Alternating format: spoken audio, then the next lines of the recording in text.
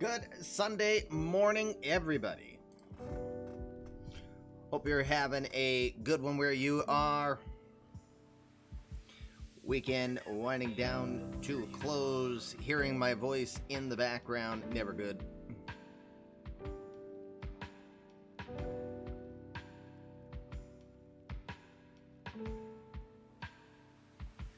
Got some coffee with the commish edition coming up for you.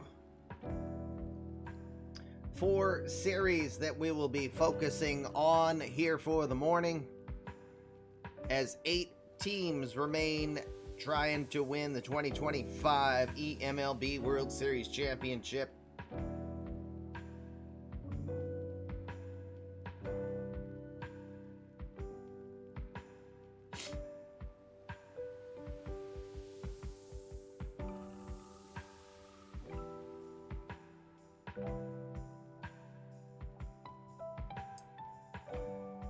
It could be Judgment Day.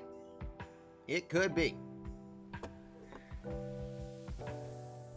But either way, we're going to have fun, won't we? Brilliant!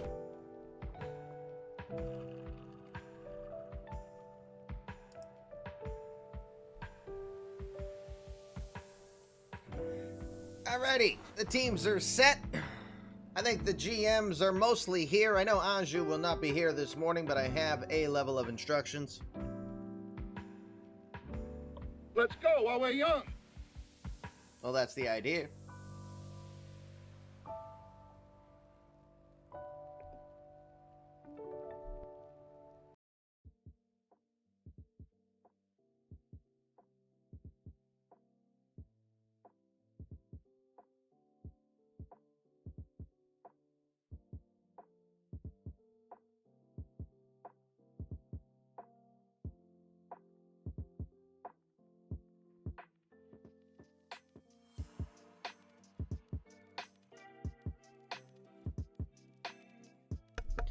Having the smallest amount of buffering, paying attention to that as well too, so apologies for any challenges you might be dealing with.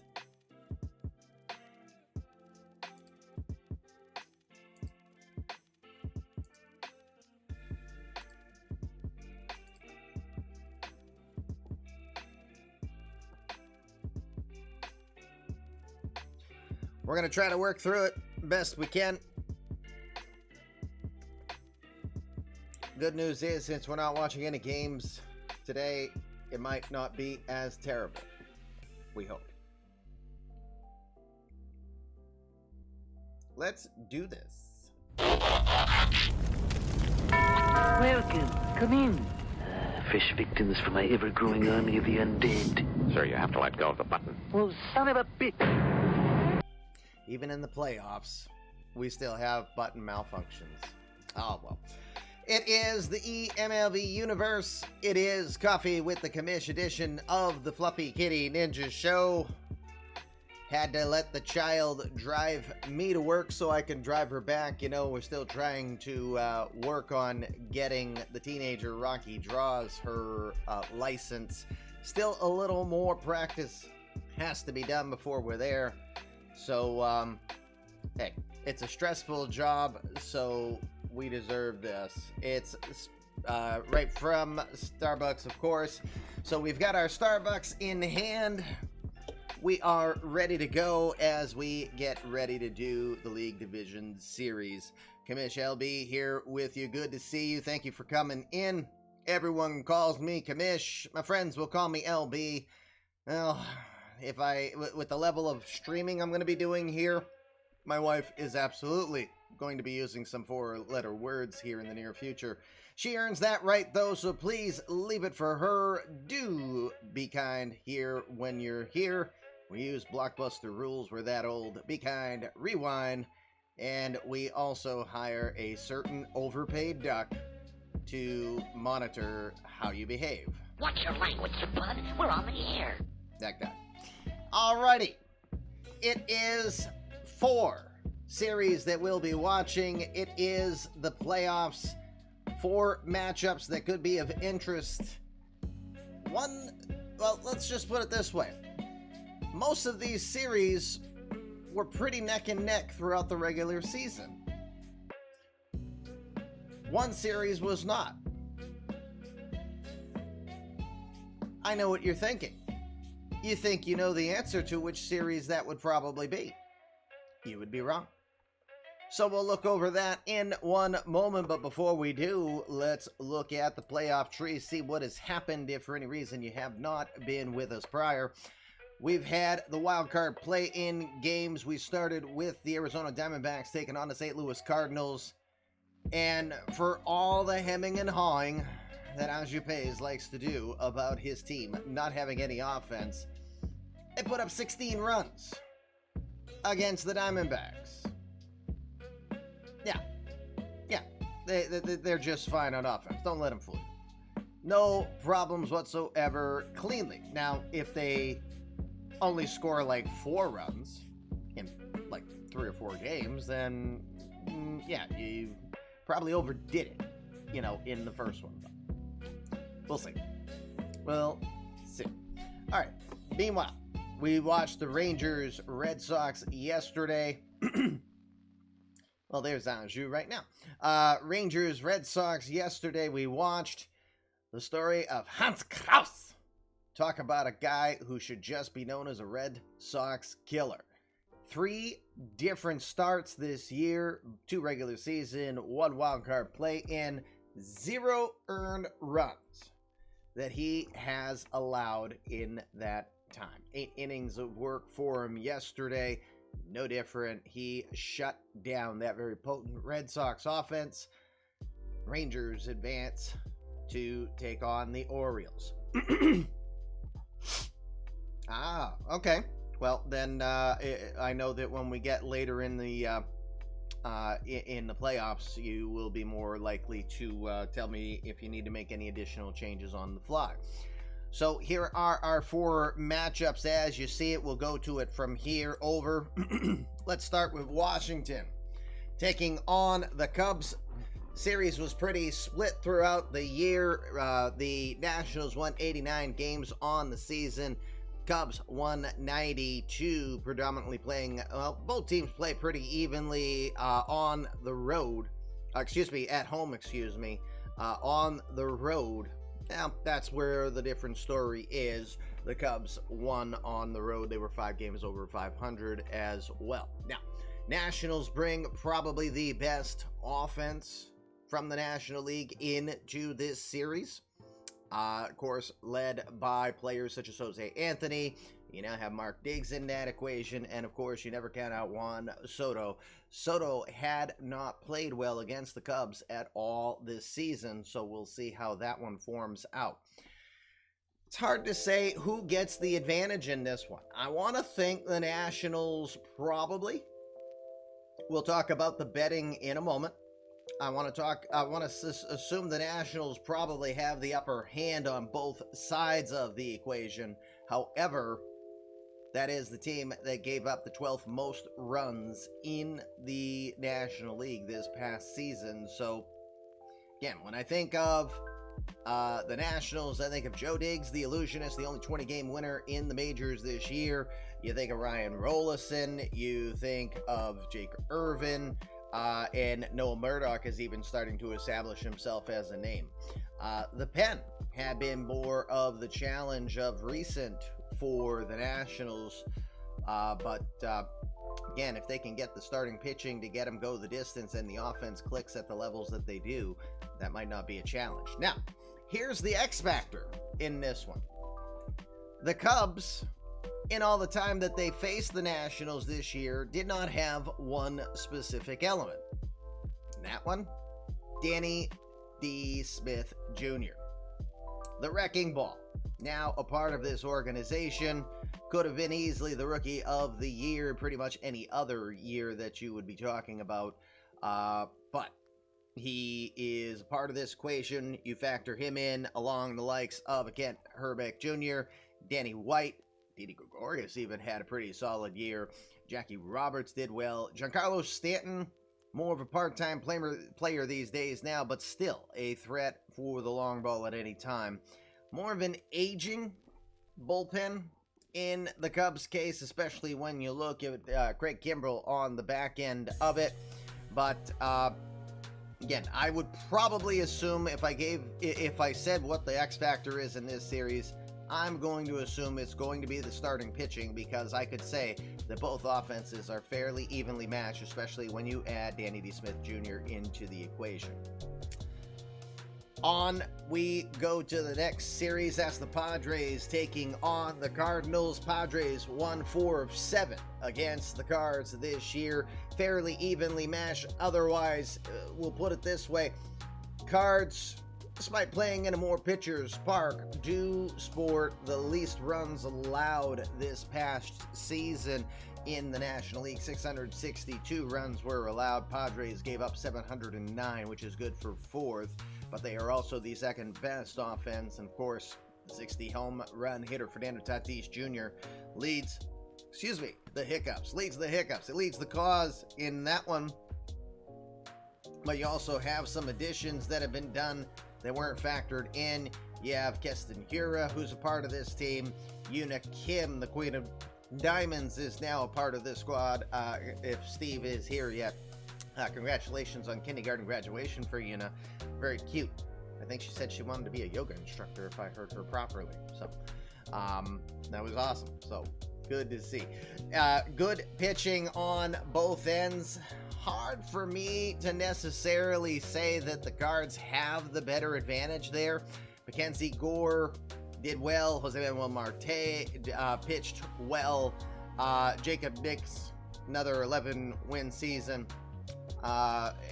Jeremy Frank is an absolute beast to be a part of this Cardinals organization. Made a big difference because you bring that player in, you don't have to spend ridiculous extra money. You took a big chance on a player that's significantly younger with no track record, but it ends up working out well, at least for the rookie season. So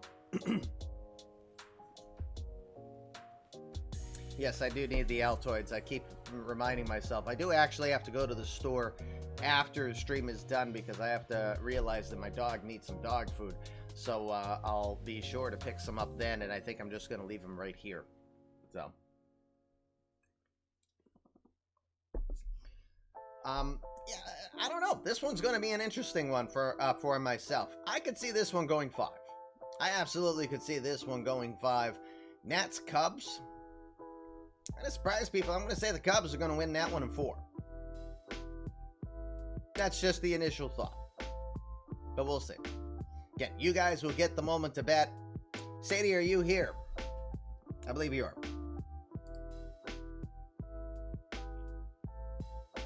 So I can explain how we're going to do the bets today.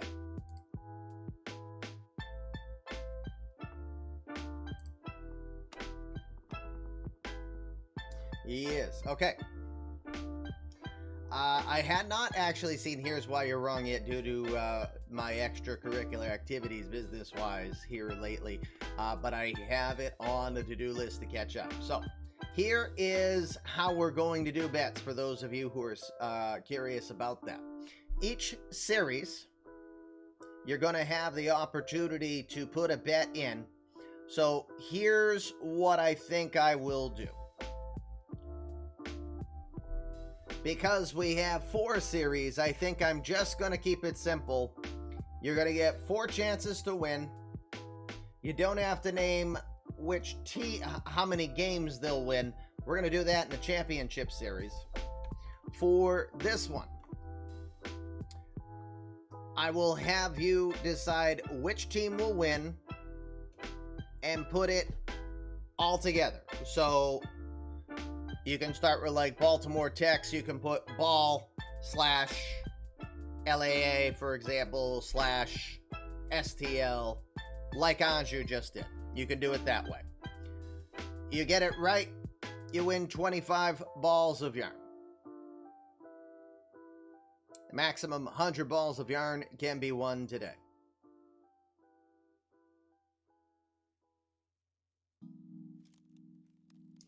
Here's how I'm going to do the if you're wrong side. If you're wrong, you get 1 freebie. One freebie. Meaning you can be wrong once and it doesn't hurt you. But after that, you can lose 25 balls of yarn. So in other words, if you get 3 right and 1 wrong, you win 75 balls of yarn. Pretty normal for a normal day. If you get 2 right and 2 wrong, you'll still win. You'll get 25 balls of yarn because you'll win 25 per 50. You get 1 freebie loss, then you lose 25 for the other. You get them all wrong, you can lose 75 balls of yarn today. It's playoffs. The stakes are higher. So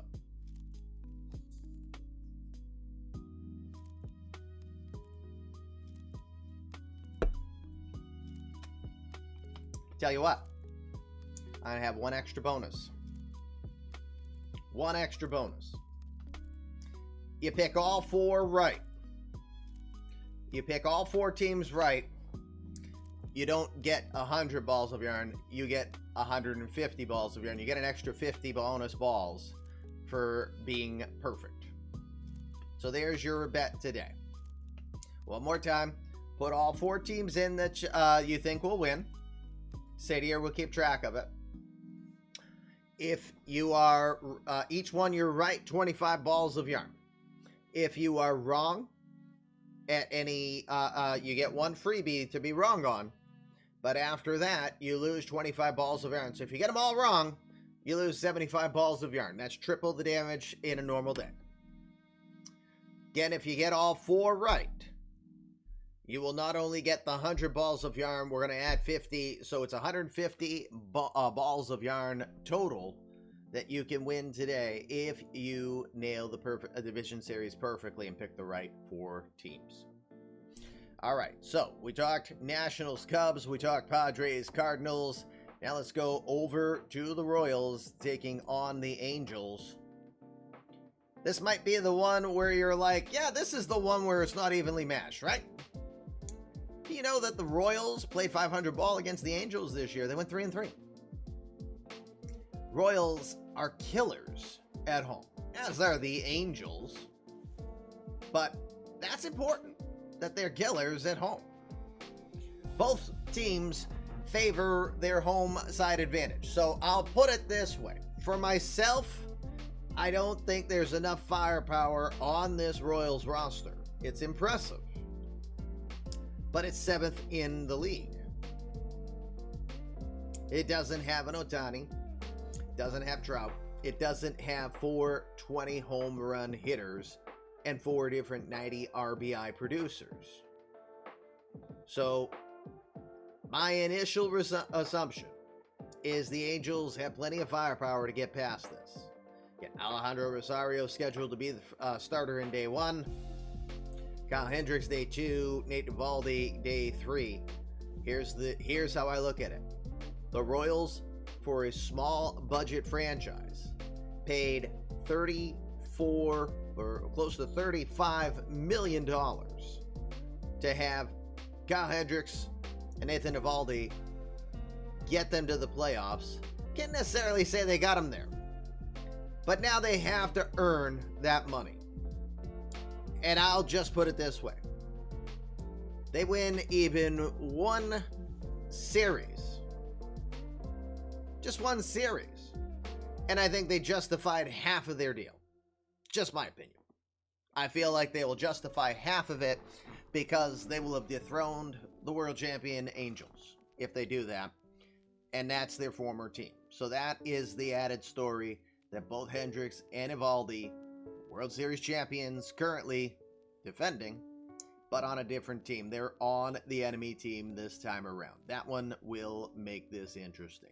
In the end, though, I think too much firepower offensively for the Angels, just enough pitching. And there's one thing. If you can't solve their starters and you put yourself in a behind situation, you're not coming back against this bullpen. They've got Tanner Scott, AJ Minter, Sir Anthony Dominguez. It's just those players in themselves. And don't forget the nightmare Felipe Vasquez. You've got plenty of prominent pitching on the back end here, so it really limits your chances. I say Los Angeles wins that one in 4. I will give the Royals winning one game at home. Obviously, game 3, I'm picking for them to win. Which, sorry for Azel AC in advance, saying he'll take the loss. He's had a phenomenal year. He was 0-6 with the Dodgers. He was 0-6 in LA.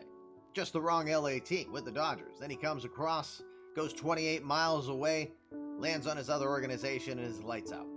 So, good year for Lacey to rebound from that. Are we still having a lot of drop frames? Because I'm seeing a lot of drop frames here. I gotta see if there's something I can do to, if I have anything running extra. I don't think so. Well, I do have to put that on. But I don't believe I have anything extra. I seem fine? Okay. I don't know. I just see my kilobytes per second bouncing all over the place. The drop frames are going up because we're probably not going to be doing any show or looking actual games right at the moment. That might be part of it. All right, so Royals and Angels. I'm going to say it's Angels in 4. We will see. Yep, you did drop in at the right time, Tom. Good morning to you. Finally, last series, Orioles, Rangers. As I said, one division or one series might look lopsided if you go on regular season record, and initially you'd think it is the Royals, but nope, it's not them. I say it's the Orioles-Rangers series. Rangers were just 2 out of 7 against the Orioles earlier this year. Again, they're both potent offenses. The Rangers priding themselves more on the speed that they possess, where the Orioles are more of a balanced organization. I've got to think, for all of the promise that the Rangers have, you've got Cole Winn, you've got Hans Kraus, you also have J.J. Zolo, and a respectable bullpen. You've got likes of a C.D. Pelham. I didn't even mention Sean Reed Foley, who got them to this point from the, not the division series, on the game 163. DeMarcus Evans not being around could be felt. Mike Haggard, though, is a decent option. Just got to think the Orioles have enough potency in that starting pitching. I think they can outduel the starting pitchers in Texas. The bullpen is maybe the weakness in Baltimore, but they have been attempting to work on that. But I think you add a Connor Siebold to go with an Ethan Knight and a Jim Reed, even having a Zach Lothar as your possible Game 4 starter.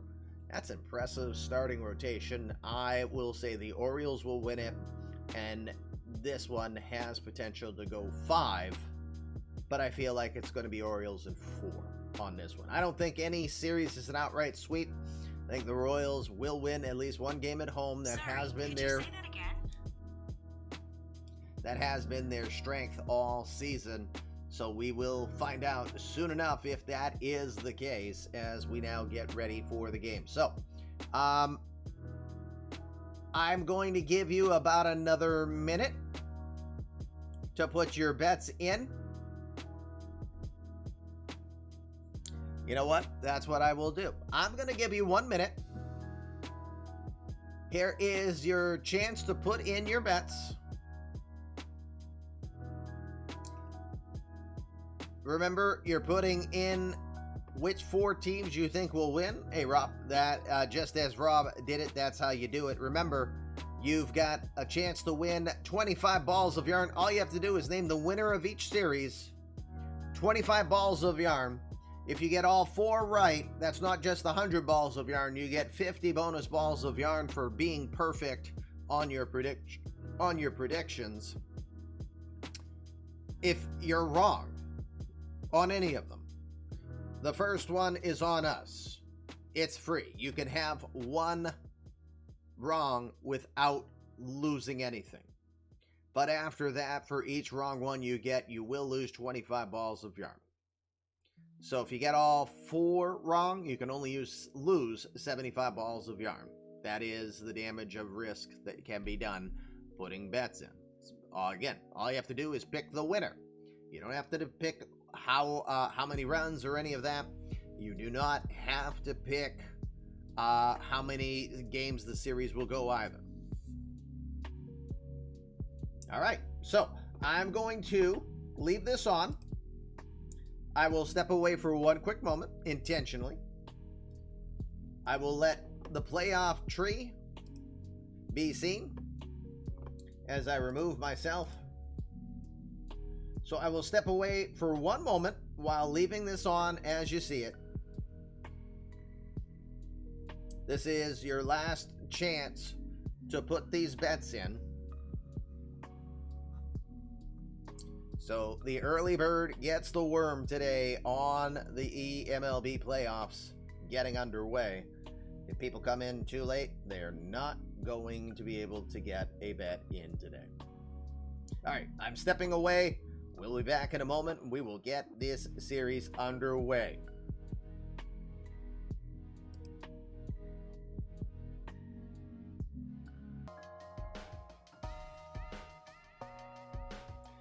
Good morning. If you are just getting here, like Coach, good morning, Coach. Here's the reason for the quiet pause here of a moment. We're giving people a last chance to bet on today's games. It's as simple as this. Pick the winner of each series. Put it in the chat. That's all you do. 4 teams, 4 chances to win, 25 balls of yarn to win per one you do.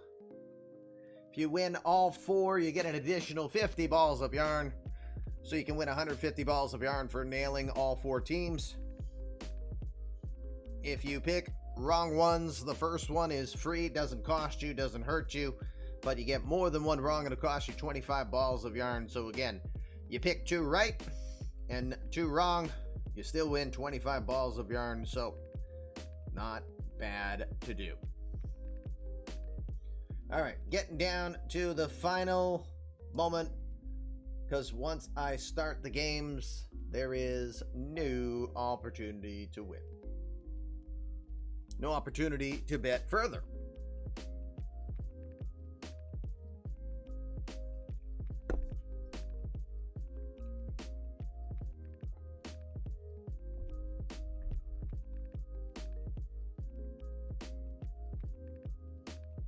Officially,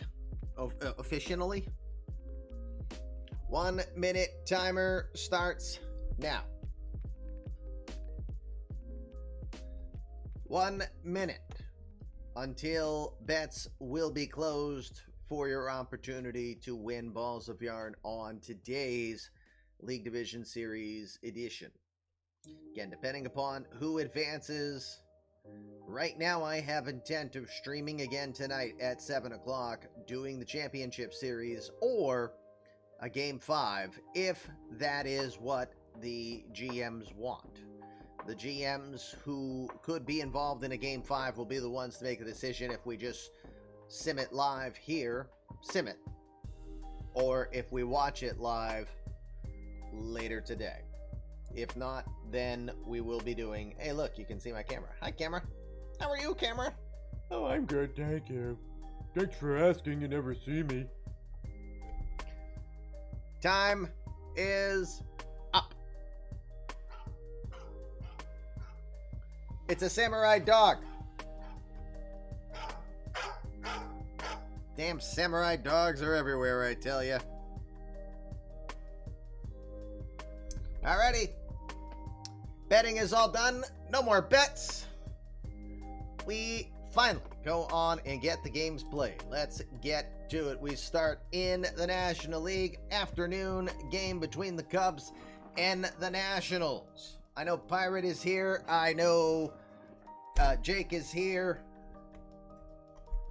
So, any change that you want done? I'll show you what the game is putting in. And then even if it takes us into it, we're quick simming the darn thing. Let me remove myself. I'm just going to probably keep myself off here for a fair amount today.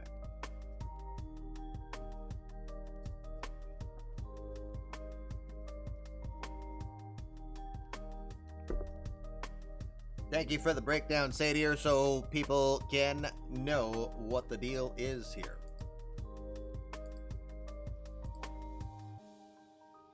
All right, Pirate says good. Jake says good. That's a good question. Rob is giving us Deep Thoughts by Rob Deere in the Headlights. Jack Handy ain't got nothing on Rob Deere in the Headlights, right? All right. Teams are set. I'll hit the start game, but we're going to go right to simming it. We simming the mofo. Right through the entire game. Would love to watch this one, though, but no. We don't have that kind of fun time. Here's your result. Survey says, look at that. 5 runs in the bottom of the 9th, and the Chicago Cubs will defeat the Nationals 8-7. It was 5-3 going into the 9th. Nationals get 2. The Cubs get 5 runs in the bottom of the 9th. Holy crap. You had Daniel Cabrera with a grand slam. Then Kent Herbeck Jr. gets a solo home run. It looks like that was the walk-off. Let's see.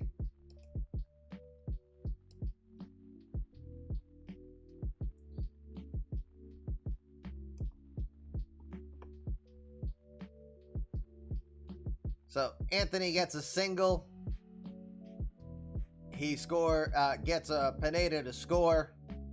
Turner gets Garcia to score at home.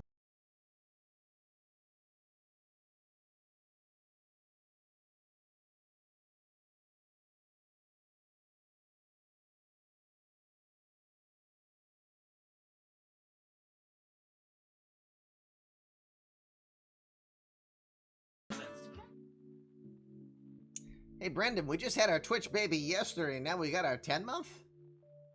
What form of sorcery is this? Where are you? Are you on the planet Mercury?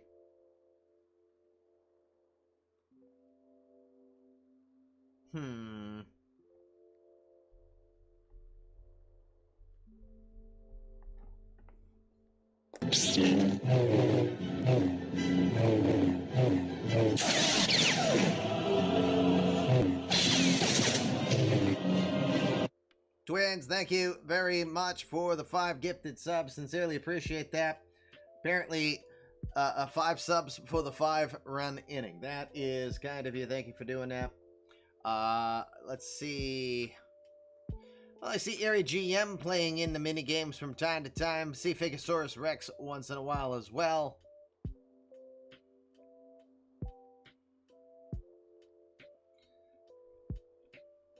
Hey!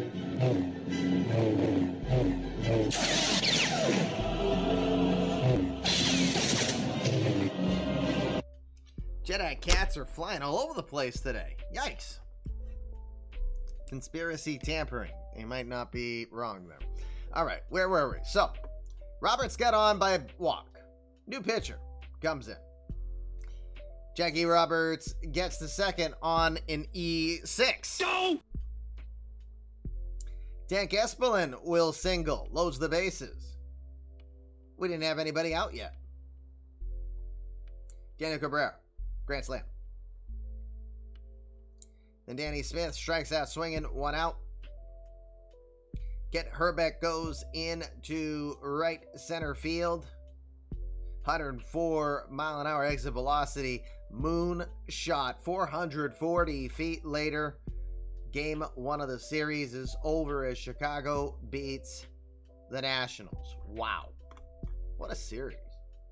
Already, what a series. Hey, what's going on here?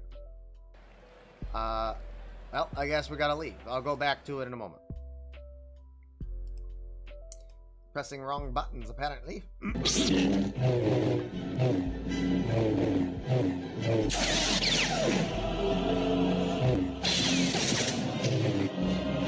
Got a side order of Jedi Cats here all today. Sean Paxler dropping in 5 gifted subs. Thank you very much to all 3 of you. Twins, Jason, and Sean Paxler for the gifted subs all over the place.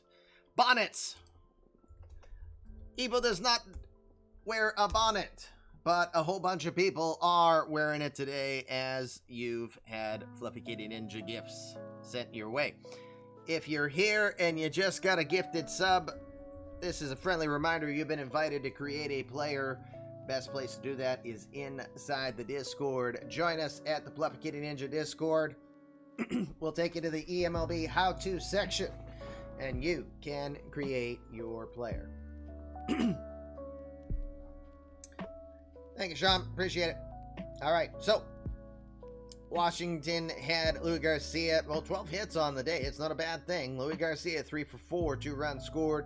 Jose Anthony had a 3-run homer to start the game off, went 2 for 4 with 4 RBI. Juan Soto, 0 for 4. That's noteworthy. He was the only one to not have a hit in the Nationals lineup on the day. Turner went 2 for 5, 2 RBI. He had a RBI triple in the 3rd inning off Ricky DeVito. Giancarlo Stanton gets a home run. It was a 2-run shot in the 2nd. Cabrera with the grand slam in the 9th. Got the Cubs fully functional and excited. Kent Hrbek Jr. gets the game winner. There's the pitching. Joe Diggs, 5 2/3, 10 hits, 3 earned runs. Damn throat. No walks and struck out 3 on 104 pitches. Ricky DeVito could not get done past 3 innings. 6 hits, 5 earned runs. He walked 1 and struck out 2. Bill Sullivan came in doing some yeoman's work, striking out 5 over 3 2/3. Daniel Richardson gets the victory despite giving up 2 earned runs in the 9th. Daniel Cabrera with the grand slam named player of the game. Well, if that's how everything's, oh frick. Because I did that, you know what, I got to remember when I go into a game, I have to disable the universe. We already have the results on the next one. Padres beat the Cardinals 7-0. I will turn that off as soon as we get in. Keston Hiru got traded over from the Brewers, who's playing in place of Leroy Jenkins. Yeah, Jenkins more of a bench guy these days. Cardinals, 3 hits on the day. Yep, he blew your wad in the wild card game, apparently. San Diego gets the touchdown, kicks the extra point. Just Ronald Acuna, Joe Adele, and Tony Sawyer with hits on the day for the Cards. And 2 were extra bases. Excuse you. What'd you do, fart? Padres get 11 hits on the day. Keston Hiura, 3-run homer in the 4th inning. They didn't need it. They were already ahead 3-0 at the time, but they double up 6-0 through that one. We'll check in a moment. Yuna Kim, 2 for 5, 2 runs scored. Asher Kim, 4 for 5. Fernando Tatis, 1 for 5 with an RBI. Keston Hiura is 1 for 4 with 4 RBI. And Luis Ramirez went 2 for 4. Kenzie Gore, 6 innings of work, 3 hits, no earned runs, 3 walks, and 7 strikeouts in 98 innings. He was given the rest afterwards. Tanner Burns, 3 2/3, 8 hits, 6 runs, but 3 were unearned due to an error from Gunnar Henderson. He walked 2 and struck out 2, only 70 pitches for Burns on the day. Jonathan Stever gave up a run in 3 2/3. Afterwards, Dakota Hudson was scoreless for 2/3. Player of the game in that one, no doubt, Mackenzie Gore. Francisco Mejia was injured by being hit by a pitch. Anthony Rendon got ejected for arguing a strike call. Anthony Rendon be like,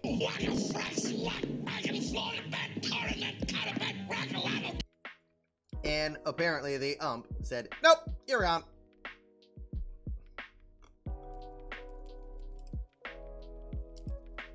Anthony Rendon be like, I'm out of here.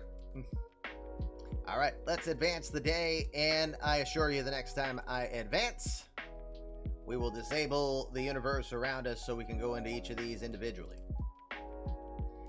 Caleb Smith, no so feo. Oh, really?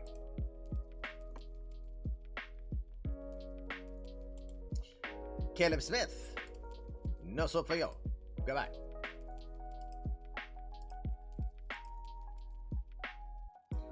DFA, we have no one else. Yay, I don't think we'll be bothered by anyone else today.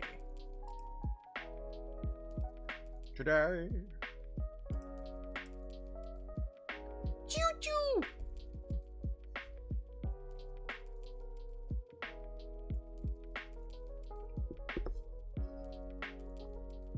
Shaka 6, welcome. Thank you for speaking up. And again, a good friend of the show, Sean Paxslayer, giving out those gifted subs. Shaq, so you know, you've been invited to join us in our Discord with that gifted sub. You've been invited to create a virtual player in this ongoing universe. Your player will be eligible to be drafted in July of 2026. That'll take about 2 to 3 real-life months before we get there, but that gives you plenty of time to get used to what we do around here and give you the opportunity to work on your player to get him a little bit higher up in the draft. So again, join us there. Anybody who gets a gifted sub, that is the first opportunity for you to become a part of what you see. All right. National League has gotten their first games in. Now on to include the American League here as well. Let's go to the scoreboard again. All 4 are listed this time, so we will start with the American League Division Series. Kansas City taking on the Angels. So again, first thing I am doing before anything else, I think it's right at the bottom. Disable the Baseball News Network. We're not simulating other games in the background here. We want to do all of these individually. All right, Tom and Minerva. Matt and Tom, any changes that you wish to use? Yes, I don't want to sim the whole day this time. I apologize for that in advance. Professional streamer, yo. You're good?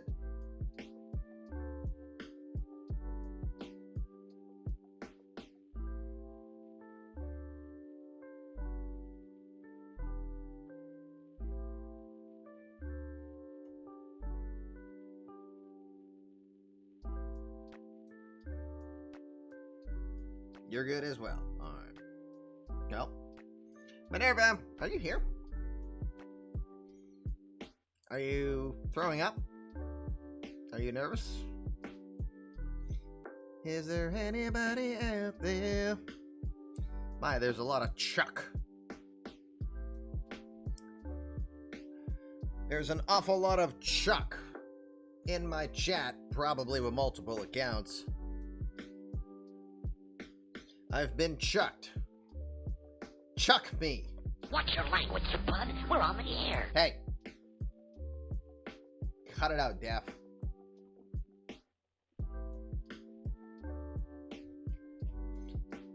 Maybe Minerva has said, F it, I ain't here. I don't know. No bet from him either. All right. So, Minerva's not here. So I guess he gets what he gets, and he don't get upset. Alrighty. Start game.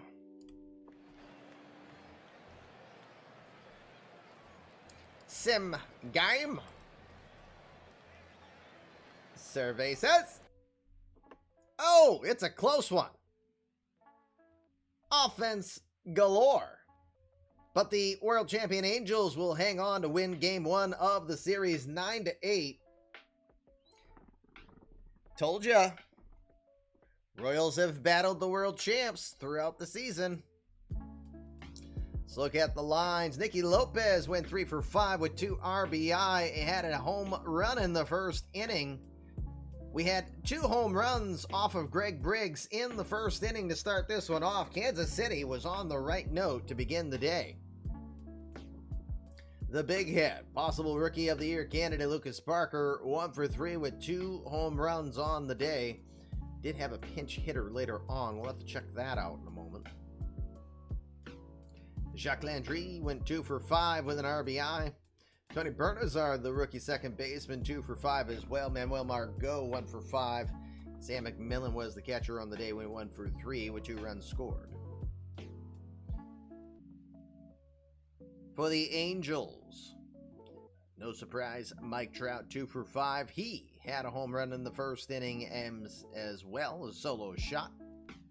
Louis Ramos went 3 for 5 on the day. Josh Jung, 2 for 5 with 2 runs driven in. Tomoya Mori, 2 for 5.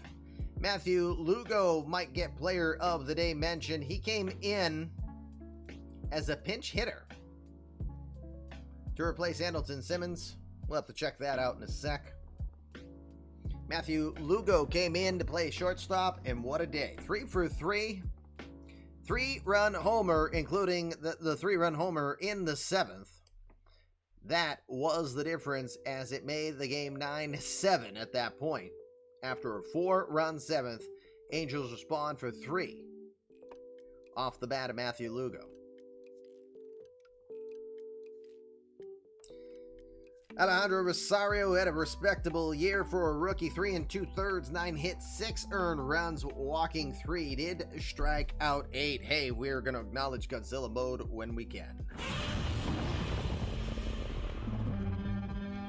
Unfortunately, the rest of the day was not pretty for Rosario. 6 earned runs in 3 2/3. Devin Watts got mid-game action when gave up 2 hits, struck out 3 himself in 2 innings. It is Mr. Michael Grove who takes the tough loss on the day. Gave up that 3-run homer to Lugo. 3 earned runs allowed. Clay Holmes going deep. 6 outs, allowing just 1 walk and 1 strikeout to end things for the Royals. Briggs, 5 1/3, 5 hits, 3 earned runs. He walked 2 and struck out 3. The Nightmare pitched like one. Not in a good way for the Angels. 6 hits, 4 earned runs, striking out 2 over an inning. That's not going to get you a lot of love. Sir Anthony Dominguez.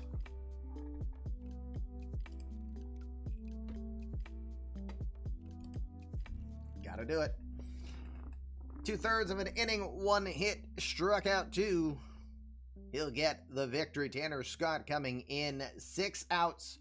Did allow a run. Was a little wild with the 3 walks, but 2 strikeouts and effective work will get him the save, as the Angels will eke by the Royals 9-8. Player of the game on that one, no surprise, Matthew Lugo.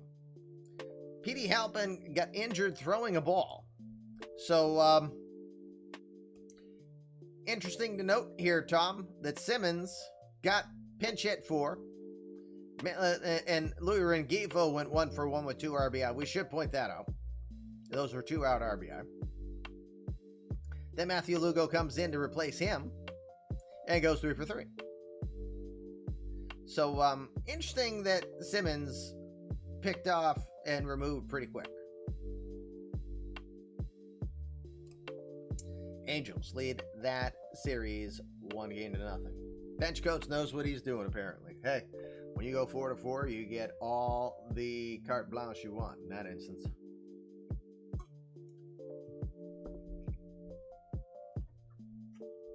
All right. Continuation. Nationals, Cubs. Jake Irvin scheduled to take on Marcos Eusebio in that one. Irvin on the year, 11-10, 3.84 ERA. Basically Mr. Consistent. He's a little more prone to the walks this year. Even gave up more home runs than he had in prior years. Did pitch more innings as well, so don't know if that factors into it. Still a respectable year for Irvin.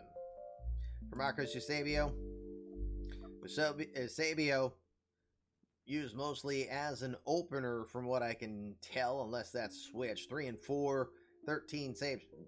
Sorry, Jake, it just haven't been as available, so we haven't been able to tell as many Cubs stories of late. 3.66 ERA. It's all respectable numbers. 112 strikeouts. Maybe the home runs are a little bit of a risk to him. So, not sure if he's being used as an opener or if you're actually just transitioning him over after having a game-high 87. He had a league-high 87 appearances in the National League this year. Just got to think this is an opener role.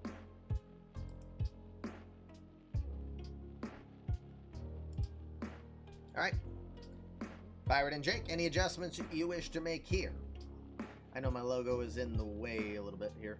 You have 2 injured starters. Oh, that makes sense.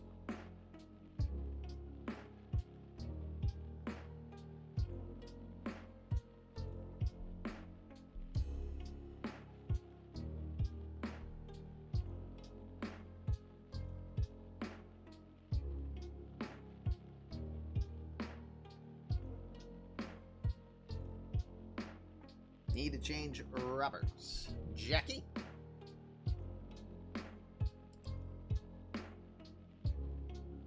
Switch Roberts and Tank. All right, hold on 1 second. Let me do substitutions. So, Tank here, Roberts to 6. Is that the understanding? Sorry, you know what? I like this one, and I didn't get to listen to it. So. Streamer preference. All right. Tank Espelin. Oh my God. I forget you've got 8 left-handers in this lineup. Strategy against the Cubs. Bring lefties.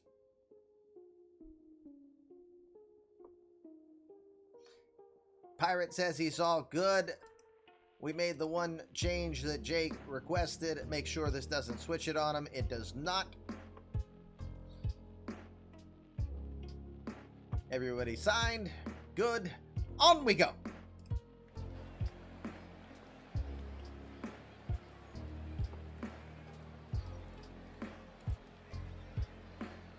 One game series lead for the Cubs in a thriller. Where do we go here?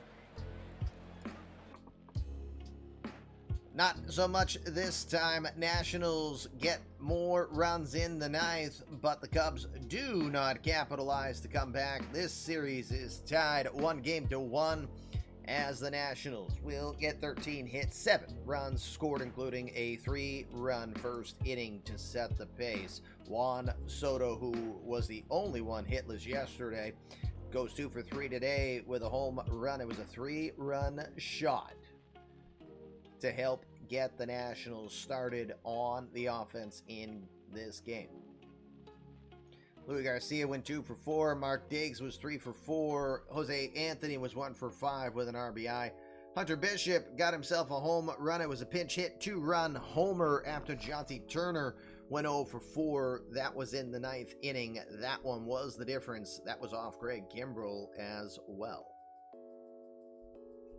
Tank Espelin went 2 for 4. Daniel Cabrera was 2 for 5. Danny Smith, 1 for 5.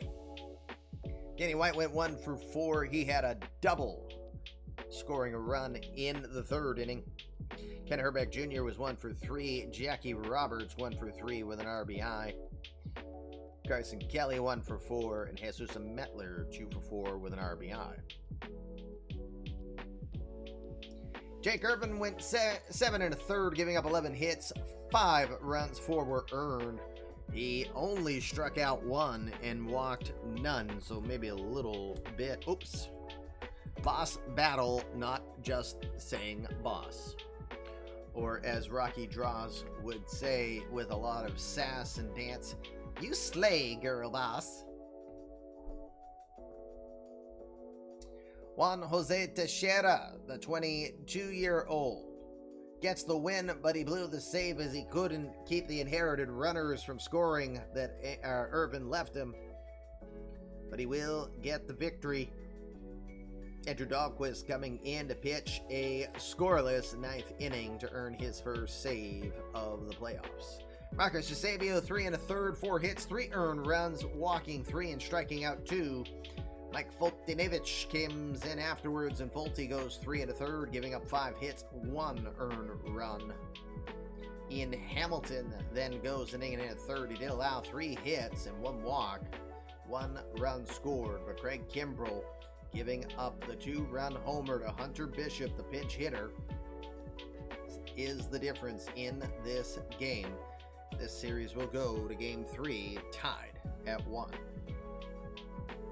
Player of the game in that one, Juan Soto. Agree or disagree on that one?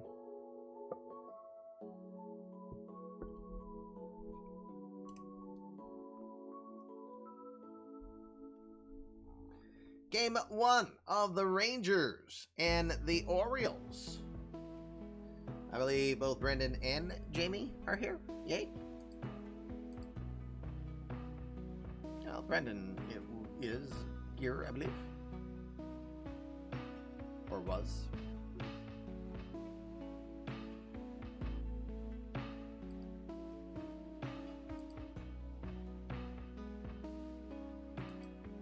You are here.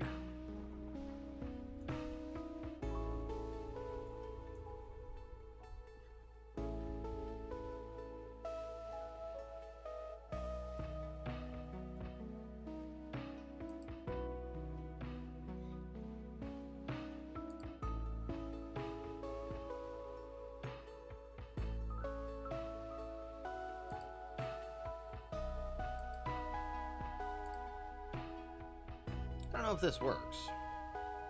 I don't know if that works. I think it works.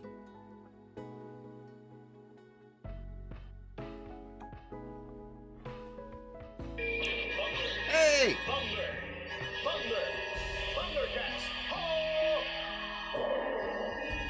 Lion-O has been summoned. The Thundercats come down and just help their cousins, the Fluffy Kitty Ninjas, get rid of the Samurai Dogs and get a +6 boost. Coach is getting closer. Crime in the Woods, welcome to the channel.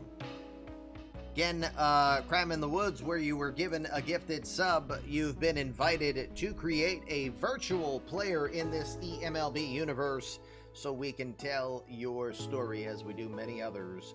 Join us in the Discord. There's an eMLB how-to section there on how to create your own player. Again, your cue, if you're here and you've been gifted a sub or you've got a ball of yarn next to your name and you've never created a player, that's your invitation to do so. We are looking for you to join our ranks of the eMLB universe. Let us tell your story. All right. I don't think Jamie's here. That might be the case. I'm looking. I don't see him. All right, so I know he will be fine with what he's got. Let's go to managing that game. Any adjustments you wish to make for this game 1 here, Brendan, as you've got Ethan Knight scheduled to go to the Hill. 17-game winner this year, 191 strikeouts, 2.44 ERA. Cole Winn for the Rangers has not pitched well against the Orioles this year. Did get a win, but an ERA pushing 9.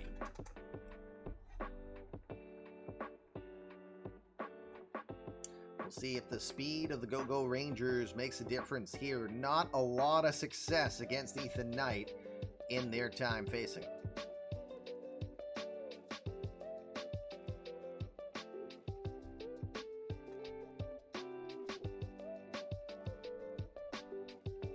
All right. We will hit the start game button.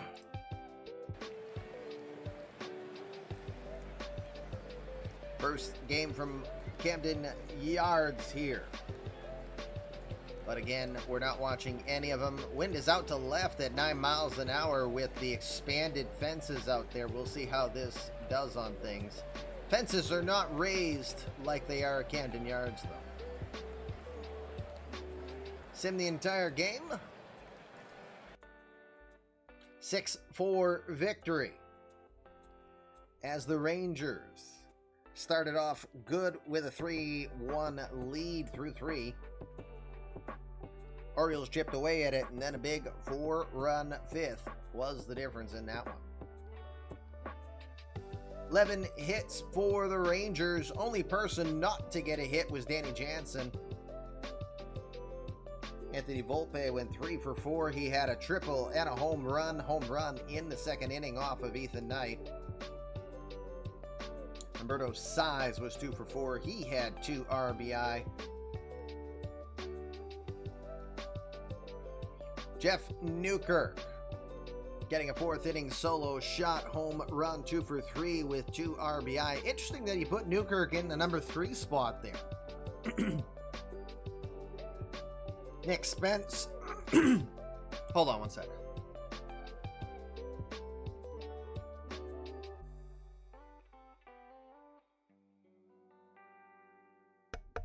Oi, tell you, just all frogged up apparently. All right, Jeff Newkirk, 2 for 3.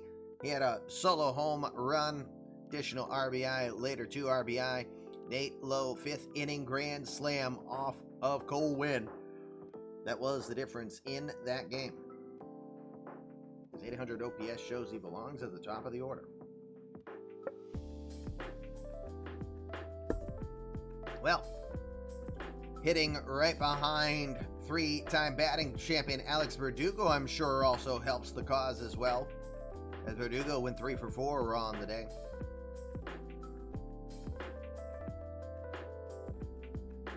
Buster Blue, Khalil Lee did not get hits, but Khalil Lee did get 2 walks.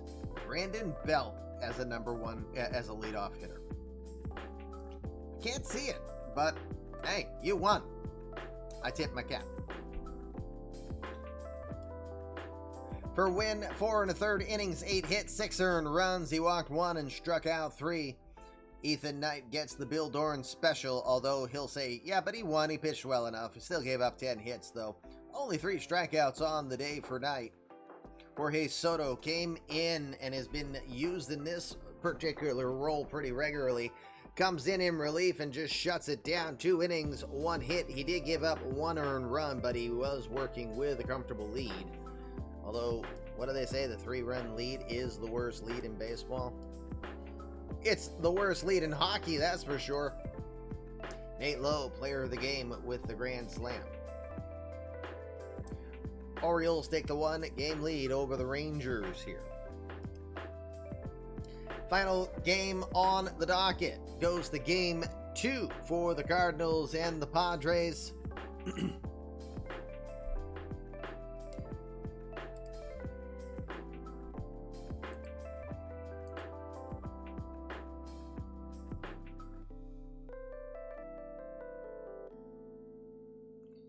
Don't know if Steve is awake.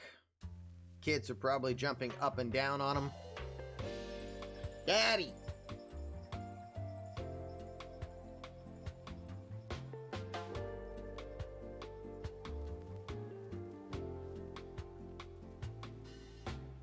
I can check Flaherty's stamina if you wish.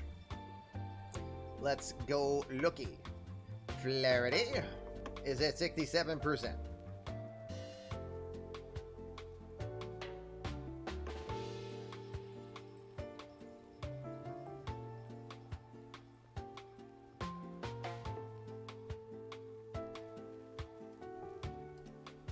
Keep him in.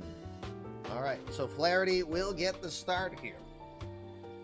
Got a pretty gassed rotation, sir. You might need some duct tape, some crazy glue, and some string.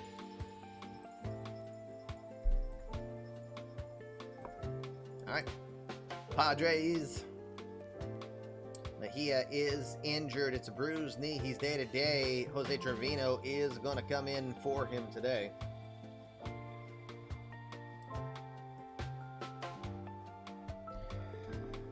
right. Interesting call. Flaherty on 3 days rest.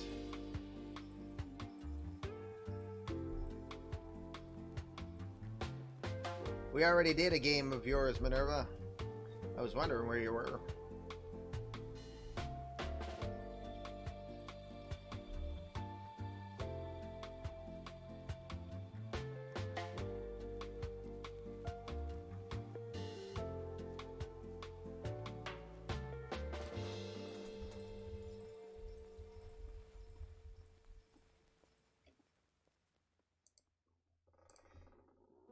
It was a good game. It was a great one. 9-8, I think, was the game, right? Okay, so let's hit the start button. You're good with everything else, Sanju?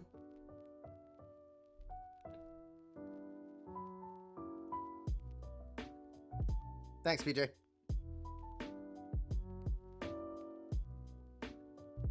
Okay, let's get into the game. We'll quick sim it. Game 2, Padres Cardinals. Being simmed, final score says Cardinals will win this one 4-2. Looks like solid effort from Flaherty despite running on short rest. Just 6 hits for the Cardinals, but they were very efficient with them, while the Padres 11 hits and struggled to get runs until the end of the game. As we look at everyone, Dominic Aguilera 0 for 5. Dom, you got a hat trick, but it's the strikeout one. We don't like those. That kind of hat trick earns you this. Anyway, Joe Adell went 2 for 5 with a run scored. Gunnar Henderson 1 for 3 with 2 runs scored. Evan White had a 2-run double in the 4th inning.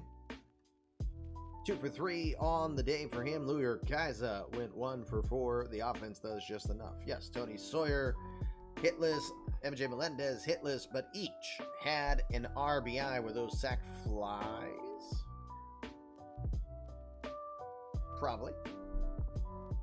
Look at Dom getting the outfield assist, getting Framil Reyes at home plate. For the Padres, Yuna Gamma went 1 for 4. Fernando Tatis was 2 for 4 on the day.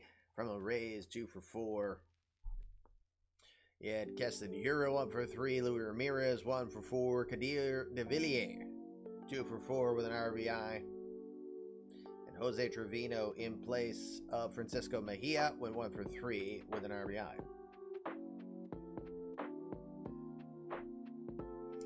Flaherty goes 5 innings, 4 hits. He wasn't going to go deep into the game due to the last time he pitched. He struck out 5, gave the ball to Sean Doolittle. Doolittle goes 2 2/3, giving up 2 hits, 1 earned run, and 1 walk. Corey Knebel, 2 hits and a walk, but he does get out of his inning to stop inning bleeding. Jose Leclerc had a run that he allowed on 3 hits, but he does enough to hold it down and earn his first save of the postseason. For Jose Manuel Marte, well, the Bill Doran special, except that most times you would win on that. 6 innings, 5 hits, 2 earned runs. You'd think normally that would be enough. However, the error from Fernando Tatis later in the game was a damaging one, as George Lynch and Kyle Crick each giving up runs, but they were unearned runs. Kyle Crick did have 3 walks as well. Player of the game in that one, hey, Jack Flaherty. I guess that was a good call. Good call for you, Anju. Brilliant! Day is done. Let's shim it. That means the National League will get a day off. We'll continue Game 2 of the American League here on the other side of it. We'll check injuries.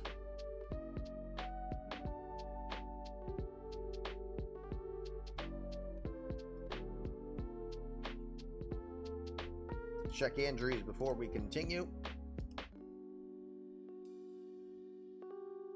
Petey Halpin had a strained abdominal muscle. He's day-to-day, expected to last a week.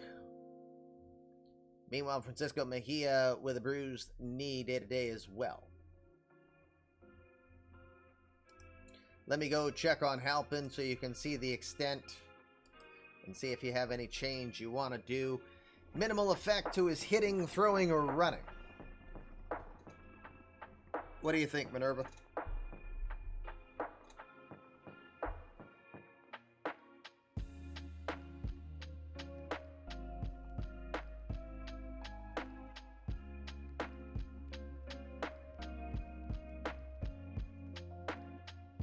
Start Masters over Halpin. Do you want me to do it just on this game?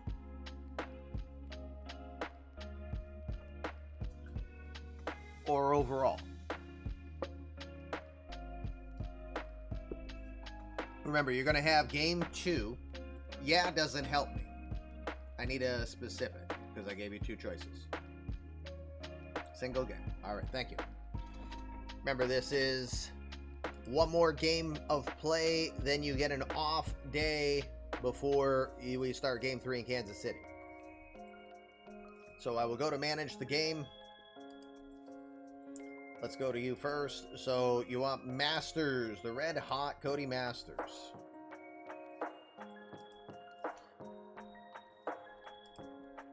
One of my favorite guys in Kansas City, Cody Masters, because I have faith in Cody Masters to end games before they go extra innings.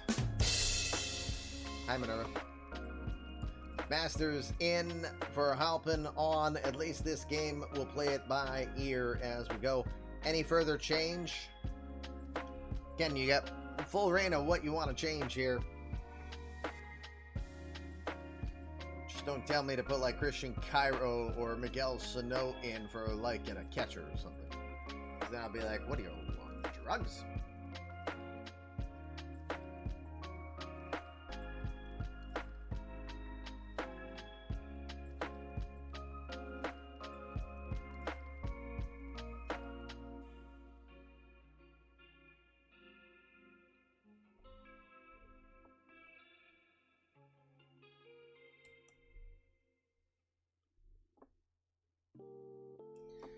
Lopez, Valera, Vaughn, Parker, Landry, Bernazarn, Masters, Margot, McMillan. Hooray! We got it.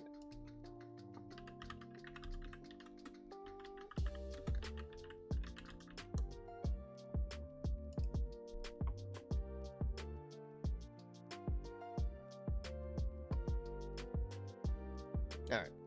I was ready to start playing this for you there, Minerva. Oops. You go away. You stop. Can't turn it off. Whoops. Didn't set that up. My bad. All right. Tomas. Any changes for you, Tom?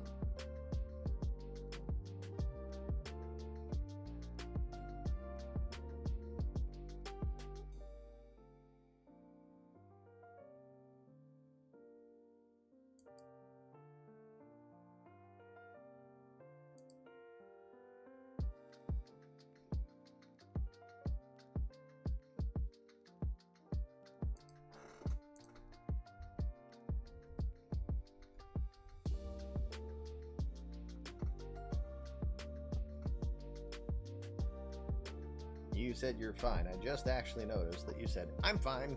I'm fine. How are you? I'm fine. How are you? Okay.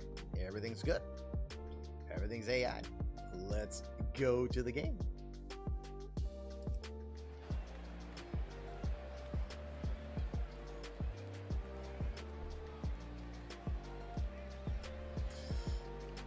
Alrighty. Ohtani on the hill. Let's see how it goes.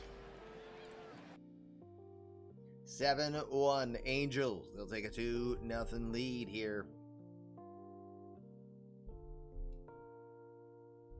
4 hits on the day for the Royals.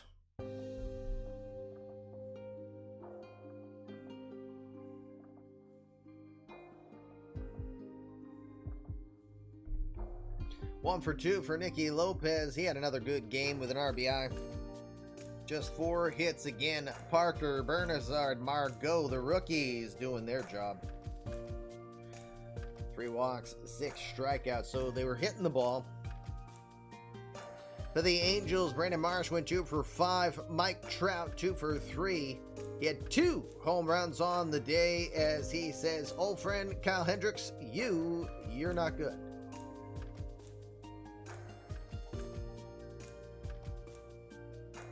Josh Jung also hit a home run as well, doing major damage as, it's just a grand slam. Another grand slam we're seeing early on in this playoffs.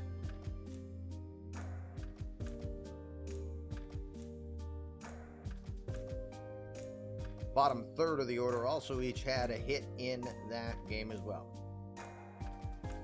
Hendricks, 4 1/3 innings, 9 hits, 7 earned runs. He walked 1 and struck out 5. Cal Maduro came in afterwards, 2 2/3, allowing 3 hits, 2 walks. He struck out 5 as well. And that is Russell Smith getting a scoreless 8th inning. For Ohtani, 5 innings, just 1 hit, walked 3, struck out 4. Did throw 86 pitches. They gave him the rest of the game off with the lead that he had.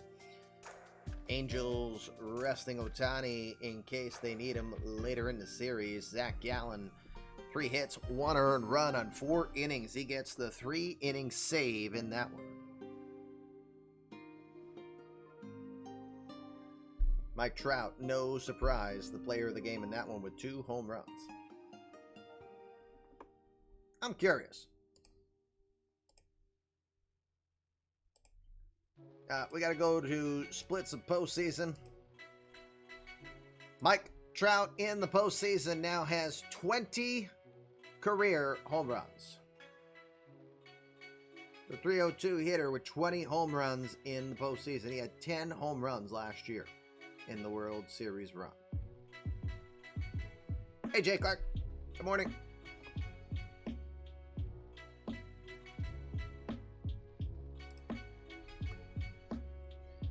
No surprise again, Mike Trout, player of the game in that one. 2-0 lead for the Angels in this one.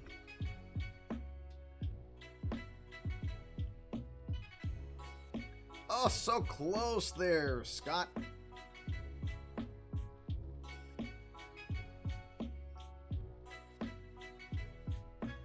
Good morning, sir. Or, since my bearded dragon is right nearby enjoying the view outside, I gotta say it in the voice I use with him. Good morning. As he looks in my direction now. Good morning. Oh, never mind. He sees people walking by and he sees a dog. So he is focused on the critters outside. Beauty life is good life. They just watch everything going on and judge with their judge eyes. Game 2. Uh-oh. Dish, you have no balls, sir. No, God! No, God, please, no! No! No! No! Live microphone from DishNet's place.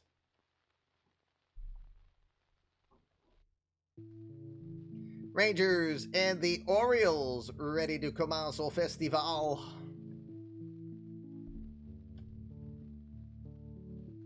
Jamie's not here, so I assume all is well with what he has put in the game. He didn't have many to begin with, so it's no big loss. Okay, I know what you meant, but boy, if someone just walking in and saw that, they'd be like, man, have a little self-love, sir. Self-worth. Or something. All right. Orioles, Brendan. Any changez-vous? Move Smith to catcher. All right, I gotta tweak the subs. Smith to catcher. To gonna say with Smith. Newkirk over to first base. Oh, well, geez, what the heck's that?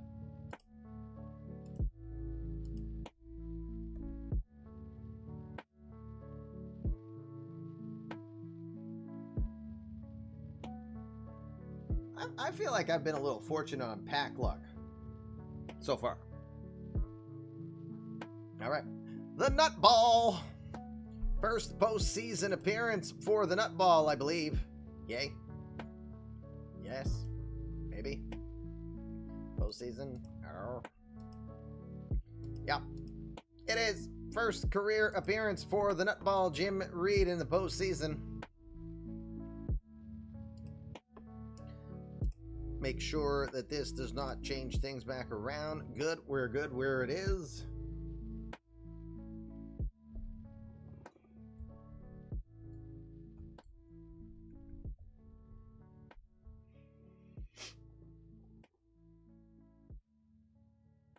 Dish will recover and pull a Lou Gehrig on his stream tonight.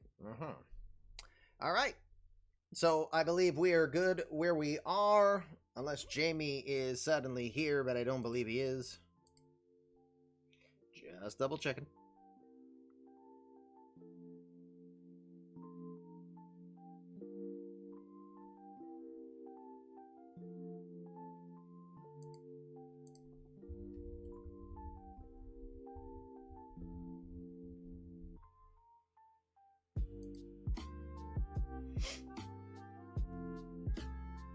Yeah. Well, Eddie is overseas, though, and it's probably near dinner time for him, so he might be with family. Boss battles are not necessarily auto wins, Schmidt fan. But because we generally have as many people participating in them, it just looks that way. All right, game is ready. In we go. Game 2 of this series, Baltimore with a 1-game lead. Yeah, that's right. Hong Kong Fooey did wipe the walls with everybody in the very first one. I don't know how many people participated, but that has something to do with it. All right. For some reason, I just wasn't 100% confident all the buttons were in the right spot. They are. Game is simmed. Orioles 3. Texas nothing. 2-0 lead now for the O's as they stymie the Texas hitters. Keep the speed off the base pass. C.J. Abrams did have a hit. Danny Bradford a hit. Anthony Volpe with a hit. That's it. That's a quiet list. No stolen bases. No nothing. Buster Bluth gets a home run. It's a 2-run shot in the 7th inning. That was in the insurance. Ray Ornelas was 1 for 4 with an RBI.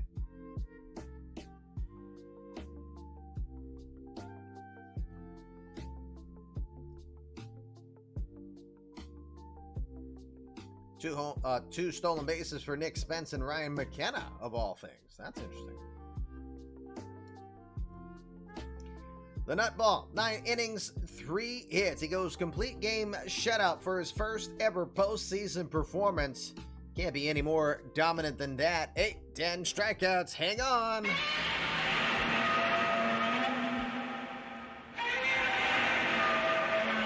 That's big time Godzilla mode. You get a double roar, sir. The Nutball, 10 strikeouts over 9 innings.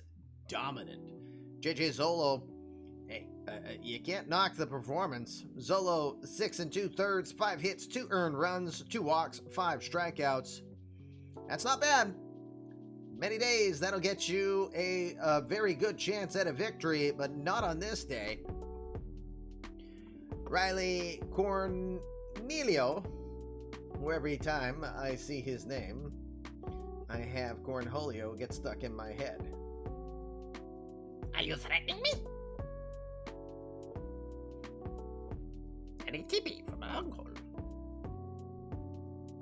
But anyway, gives up 1 hit. It's a home run to Bluth in the 7th inning.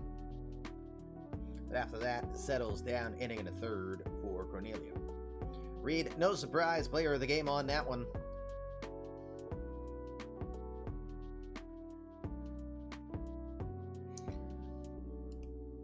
Two games to nothing lead now in that one. Both American League series are tied at 2.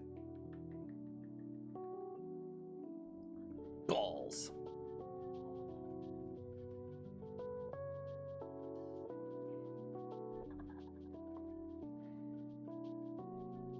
All right, let's advance. American League will now get the day off over to the National League. As they had the day off today, National League Game 3 will get underway.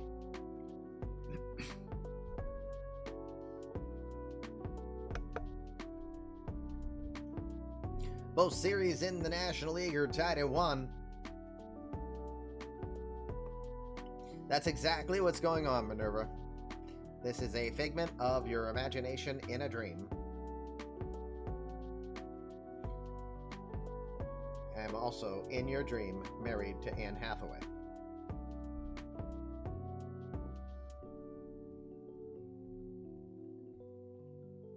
Check injuries real quick. No further injuries. On we go. So again, American League getting the day off. That'll give Halpin another day of rest and recovery. Let Minerva make a decision then. All right, we will go to the afternoon game. Game 3 of the Cubs National Series tied at 1. It's been decided in the late parts of the game in this series thus far. Yes, she was. All right, let's start it off. Jake, any adjustments that you would like to make here? Braylon Marquez is scheduled to be the starter for the Nationals. Noah Murdoch is listed to go. Only other noteworthiness is Israel Pineda is showing to be on a cold spell for the Nats.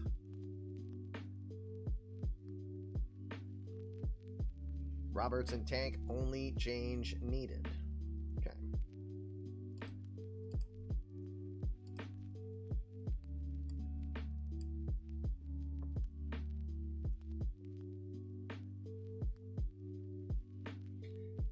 Pirate says he'll do a switch as well. Let me go to AI. Okay, they stayed. I'm just making sure that they stay.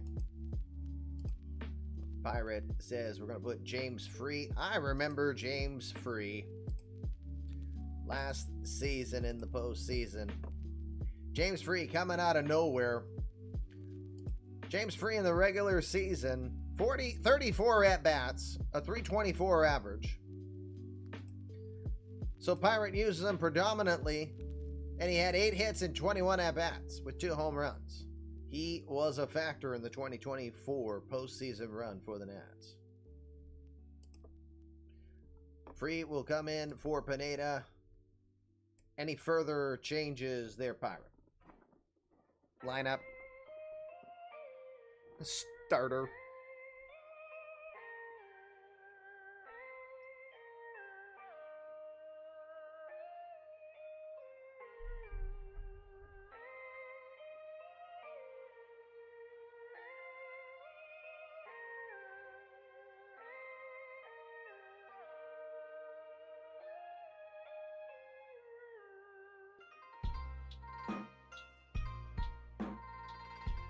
All good, he says. All right. Let's get this change done. Make sure Free stays in. He does.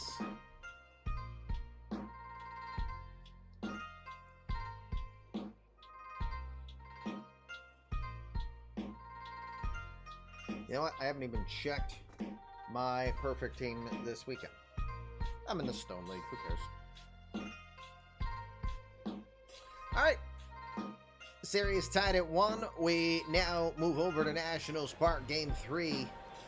Middle game of this series. They always say it's pertinent. Winner of this one often wins the series, right? That's the story, and we're sticking to it. Here we go. Make sure for some reason... Okay, good. we go. And the results.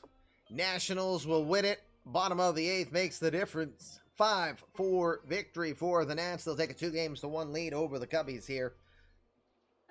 Tank Espelin was 1 for 4. He had a home run in the 7th inning to make that game tied at 4. Cabrera 2 for 5. He had a double in the first. Danny Smith Jr. 0 for 3. Did walk and score once. Danny White had a good game, 3 for 4 with 2 RBI, including a 2-run double in the 3rd with 1 out. Ken Herbeck was 2 for 4 with a run. Jackie Roberts 2 for 4. Didi Gregorius Serdidi 1 for 3 with an RBI. That was a 2-out RBI. Do or die for the Cubbies now, indeed. Washington. Well, you know what it is? It's the Danny Smith effect. Well, it should be the Smith-White-Herbeck effect. God, Daniel Cabrera is a number 2 hitter with those 3 guys hitting after you. And that's not discrediting Jackie Roberts either. Dear Lord, we can just go on. All right, Mark Diggs went 1 for 3. Jose Anthony 1 for 2. Juan Soto went 1 for 4. Hunter Bishop comes in as a pinch hitter again. 2 games, 2 pinch hits, 2 home runs for Hunter Bishop so far. Scooter Gennett was your DH on the day. He delivered a 3-run home run in the 4th inning. 1 for 2 on the day for him. That might be the bigger blow of everything as it got the game to 4-3. Again, Cubs came back in the 7th, but in the 8th, the Nationals get what they need. Hunter Bishop with that home run in the 8th inning. It was the game winner.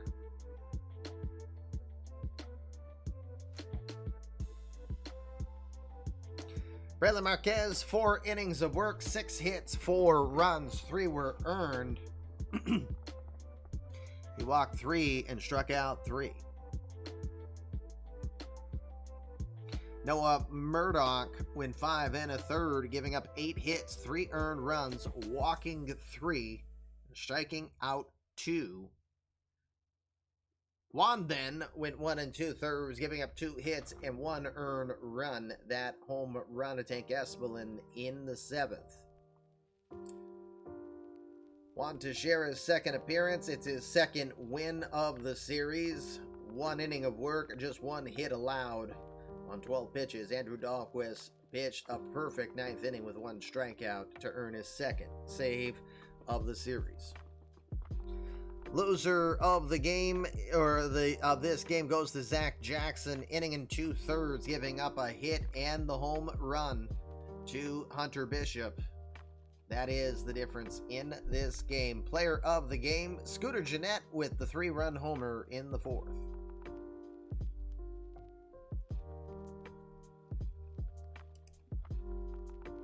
So, Nationals, we'll try to close that one out at home for Game 4. Over to San Diego against St. Louis. This one is now at Busch Stadium. Don't think Steve is still here. Oh, Steve is here. Hi, Steve. As I said earlier, Steve was very cute. Thank you for sharing Yuna's kindergarten graduation.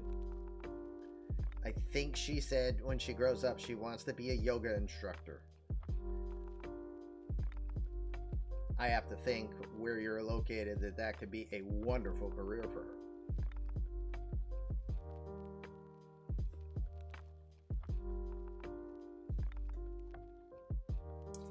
Alrighty. Any changes at all for either combatant here? You're in and out of stream, so you are here, but let me know if you're good. This series is tied at 1 for you. You don't know where she got that.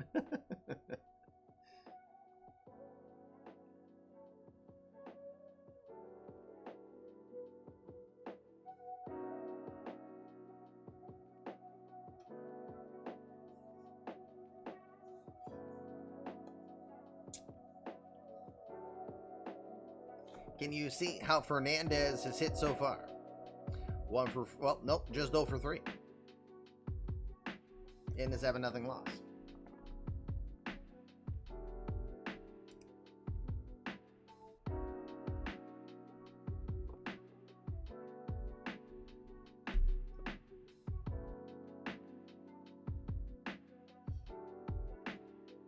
Alrighty, Tom.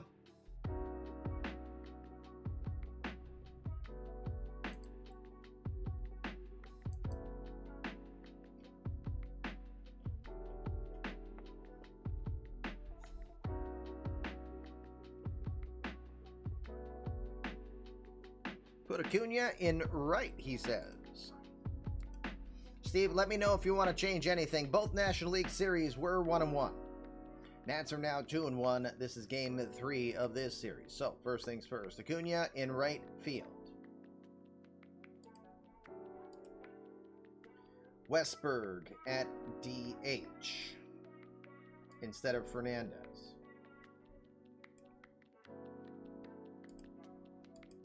Then swap Sawyer and Melendez. That looks the way you want it, sir?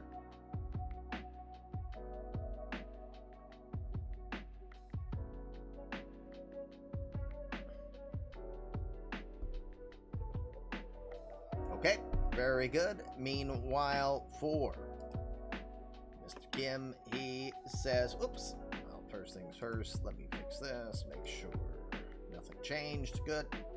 For Steve, we're going to do a flip of Keston Hiura and Jenkins will go down to the number 6 spot and get his first appearance of this postseason. Okay. Steve, so you know, if you weren't aware, Francisco Mejia bruised his knee in game 1 of this series. It affects his running moderately. He's affected for a couple more days. If that's good for you to have Trevino in place, but you could still choose to put Mejia in, your call.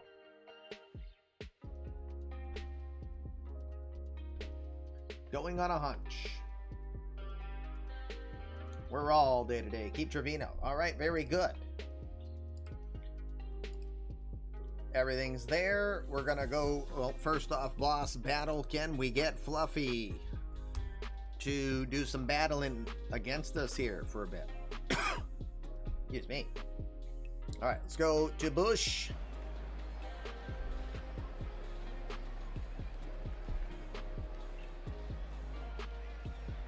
We'll sim the game. Cardinals will pound the Padres 11-6, 6-run 7th inning. Every inning they scored was a crooked number. Big difference in that one. Everybody but Gordon Henderson, Gunnar Henderson, and Tony Sawyer, everyone but the middle infield had base hits. Excuse me. Sorry about that. For the Padres, 9 hits on the day. Yuna Kim went 0 for 5. She did strike out 3 times. Asher Kim 1 for 3 with 2 runs, scored a couple walks. He did get on base 3 times. His hit was a double. Fernando Tatis, well, you can't blame Tatis. 2 home runs, 3 RBI on the day for him. Just didn't get a lot of help elsewhere. Framil Reyes 1 for 3. Keston Hiura was 1 for 4 with an RBI. Leroy Jenkins 1 for 4. Jesus Sanchez was 1 for 4. Marco Luciano had a 9th inning home run late in the game. He had 2 RBI, 2 on in that, with 1 on in that inning to make an 11-6 ball game.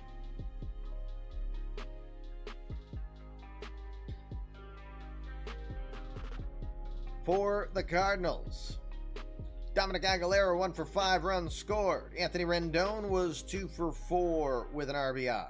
Ronald Acuna 2 for 5 runs scored. Joe Adell 1 for 3. He had a solo shot in the 4th inning. It's his 2nd of the series. Evan White went 2 for 4. He had 3 runs scored and an RBI. Jordan Westberg, 2 home runs on the day. He had a 2-run shot in the 4th, a 2-run shot in the 6th. 3 runs scored, 5 RBI. That's got to be your player of the game. MJ Melendez also with a 2-run home run in the 7th, 2 for 3 on the day for him. Have fun. We'll see you later, Jake. And it's funny that he's going to a Cubs versus Twins game. The Cubs GM, who's a Twins fan. That's just irony.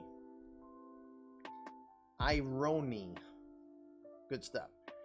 Emiliano going 5 1/3, 7 hits, 5 runs, 4 were earned. Walking 2 and striking out 2. Maybe he is scouting everybody. We know Aiden Pearson does it. Roberto Acuna, not a good day for him. 1 1/3, 3 hits, 3 earned runs. But if he thinks it's bad, well, at least he's not Ron Marinaccio. Marinaccio didn't get a single person out that he faced. He'll add 3 hits, 3 earned runs, including the 2-run homer to MJ Melendez in the 7th. Carl Crick did pitch an inning and a third scoreless, allowing 1 hit.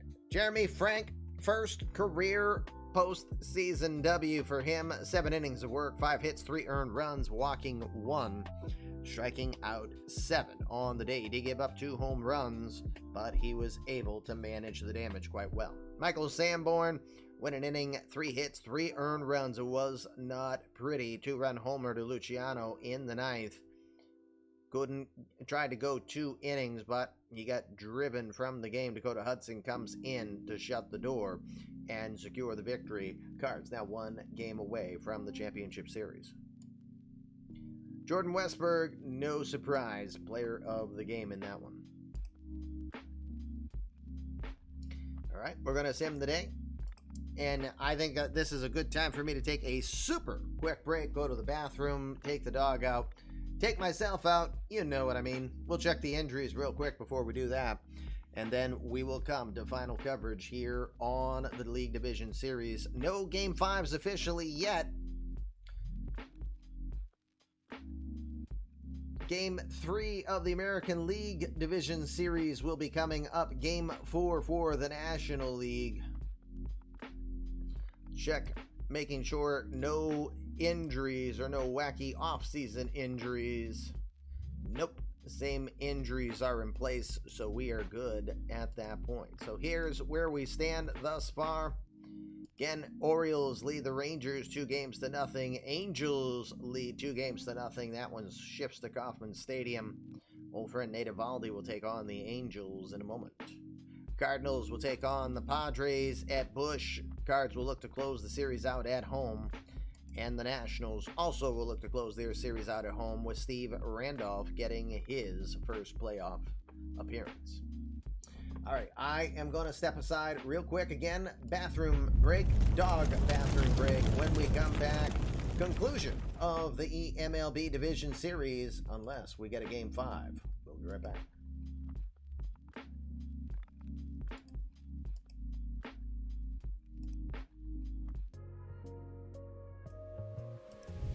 Coming back live, it is the eMLB Postseason 2025 and the League Division Series, both American and National League, as we come back live. I am off camera today since we're doing a bunch of different moves around, but you're listening to Commish LB, the voice of the eMLB universe.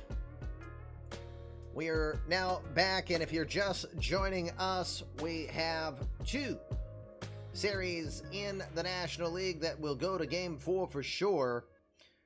American League, we're getting ready to watch Game 3 action take place as they got the day off. We changed the venues to the action. We now go. We're going to start in the afternoon.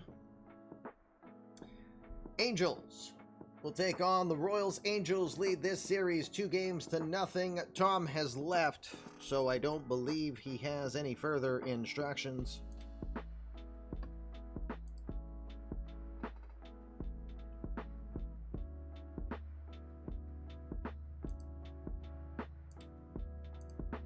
Just double checking one thing.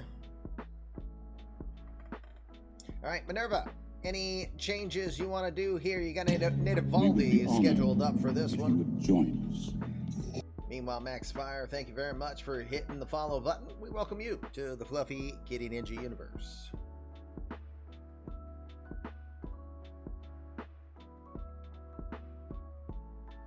Got a different look here for your lineup, Minerva, as we go in Bernazard, Halpin, Vaughn, Parker, Landry, Valera, Margot, McMillan, Lopez. So you're good with the lineup as is? I didn't realize Evaldi has an injury.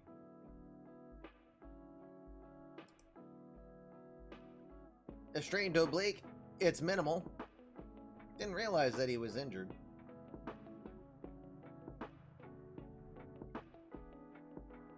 Okay. You're right. Yes, I did know he was injured. You completely have made mention of it. Pay no attention to the derp. Evaldi, 4-3, 4.73 ERA. Despite his awesome 10-0 record in the regular season, he was not a factor in the postseason for the Angels last year.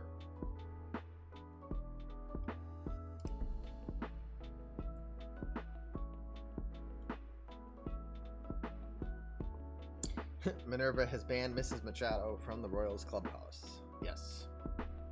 All right, so he's good with lineup as is. Tom is not here. Wind is blowing in from center field here at Kauffman Stadium. As you see the lineups, Royals trying to stay in this one. They have a solid record at home, as did the Angels. No surprise the series went 1-2. I predicted a Game 3 victory for the Royals. I said this series would go Angels in 4 at the top of the show, and that the Royals were good enough at home that they would at least win Game 3. They have to now to keep on playing. Make sure my settings are proper. Yep. Game to be simmed. And unfortunately, it is not what I had looked for or thought would happen. Angels will sweep this series with an 11-2 victory. They will head to the League Championship Series. Brandon Marsh, second inning home run. He went 2 for 6 on the day with 3 RBI. Andrelton Simmons, who interestingly in Game 1 was pinch hit without even any chance, didn't get an at-bat, and everybody that came in for him afterwards went 4 for 4. So today he convinces Coach Tom Falzone, keep me in. 2 for 5 with a home run. It was a two-run shot in the 6th inning off of Tim Cate. 12 hits on the day for the Angels. The people who did not hit was Mike Trout and Louis Ramos.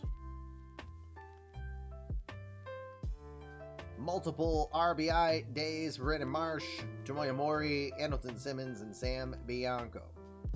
It's a lot of offense there. Tony Bernazard was phenomenal at the top of the order, 4 for 5 on the day.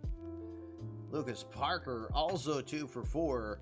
Gotta say, the young kids definitely looking promising.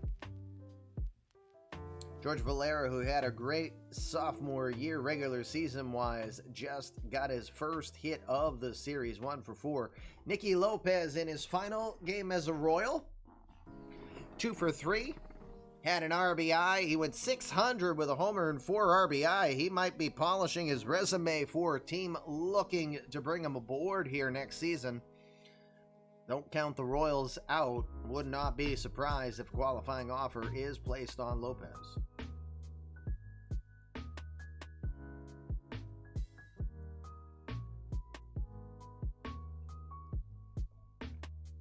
For pitching, Asa Lacy, we talked about it. He's been in Los Angeles all year, both with the Dodgers and the Angels, and he has been a beast since coming to the Angels. 6 2/3, 10 hits, 2 runs. 1 was earned, though. Only 1 was earned. We did have an error from Lucas Parker. Go! Jim Silla, 2 1/3, 1 hit, 2 walks, striking out 2 to nail it down, but it was pretty academic from there. Nate Evaldi, 5 1/3, 8 hits, 5 earned runs. He allowed 1 walk and struck out 7. Tim Kate Devin Watts could not provide any form of relief for him afterwards. It's a 3-game sweep for the Angels. Emotional damage. Maybe not so much again, considering the Royals, it's got to be all success. This is a positive season. They made the postseason, something that was not expected originally. Again, this team was 6 games under 500 at the trading deadline to finish where they did. That's an absolute impressive season. You had to ride the hot hand and hope it would continue. Fortunately, it did not. So 1 series in the books as the Los Angeles Angels will advance on a 3-0 streak. We'll go to the next game on the schedule. We'll go by time. So 3:05 game, Cubs Nationals. Steve Rudy Randolph is scheduled to take on Ty Madden. Pirate, I think you are still here. I know Twins has left.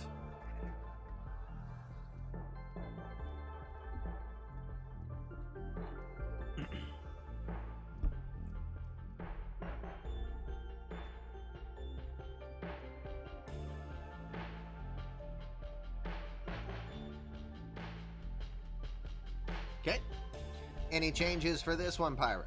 Hunter Bishop, that's why I think he's been coming off the bench. Strained hamstring. Got a moderate running effect, but again, talk about an efficient use of his time. He's got the max slugging and the max OPS. 2 at-bats, 2 pinch hits, 2 home runs, 3 RBI for Hunter Bishop to this point. See, okay, so Bishop will stay in. Everything looks good. Jake is not here, so we've got to assume everything is good there. Steve Rudolph getting the start. He was 1-1 with a 2.63 during the regular season before being called up. To the game we go. Nationals trying to close this one down in 5. Or in 4, excuse me.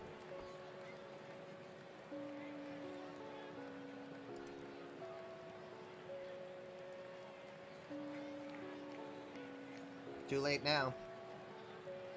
He didn't send instructions, so I can't assume.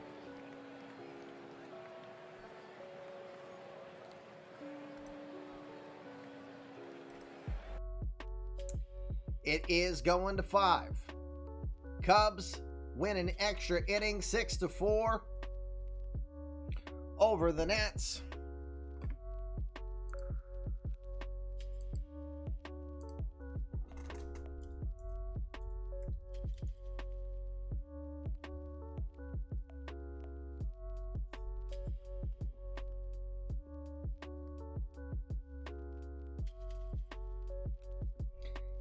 Hoping Jake would give me a response if it goes 5, how he wants to continue.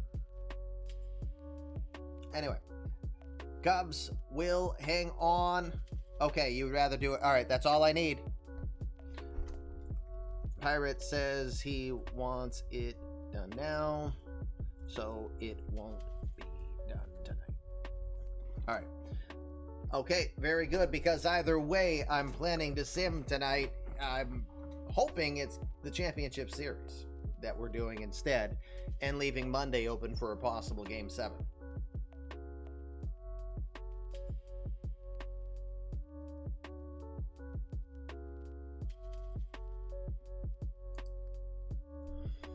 All right, so Daniel Cabrera 1 for 6. Danny White went 3 for 5. 2 runs scored, 2 home runs. 6th inning, and then in the 12th, 2 on, it was the game winner. Again, Danny White having a good day. Ken Herbeck was 1 for 5. Danny Smith 0 for 2, now hitting 133 in this postseason. He also got subbed. We're going to check on that in a moment. Got replaced, substituted in the 3rd. We'll see if he got injured or if it was ejection. Jesus Metler also had a 7th inning solo shot. He was 3 for 5 with 2 RBI on the day. Only other note, Carson Kelly was 1 for 5. He had a double that scored 1 run. For the Nationals, Victor Robles was 2 for 6. Lou Garcia 1 for 6. Jose Anthony 1 for 6. That one hit was a home run in the 8th inning solo shot off of Oscar de la Cruz. Juan Soto was 1 for 4. Mark Diggs 2 for 6. Hunter Bishop 1 for 6 today. No more perfect slugging and OPS anymore. Jonty Turner was 1 for 5. He had a home run in the 9th inning. That one got it to extra innings, giving the Nats a chance to close the series out. Vic Rodriguez also had a home run. It was a solo shot in the 3rd inning. He was 2 for 5 on the day. Steve Randolph went 6 1/3, 5 hits, 2 earned runs, walking 3, and striking out 5.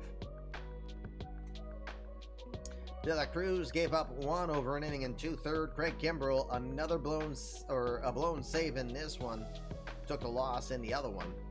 Inning in the 3rd, 3 hits, 1 earned run, another home run allowed by Kimbrell. This one off to Jonty Turner. Daniel Richardson improves to 2-0, 2 1/3 innings of work, 2 hits, 1 walk allowed, striking out 4 to get the victory. Zach Jackson gets the 1 batter out on 4 pitches to earn the save. Ty Madden went 5 innings, 5 hits, 3 earned runs, walking 1 and striking out 3. Trey Dillard allowed a run over 2 innings. That was a home run. He led up to Jesus Metler in the 7th.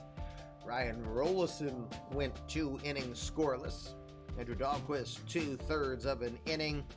Juan Teixeira came in 2 1/3 innings of work, 3 hits, 2 earned runs. The game-winning home run to Danny White was the difference in the game. He falls to 2-1 in this series. Player of the game is Danny White. Danny Smith Jr. injured while throwing the ball. We'll check on that in a moment.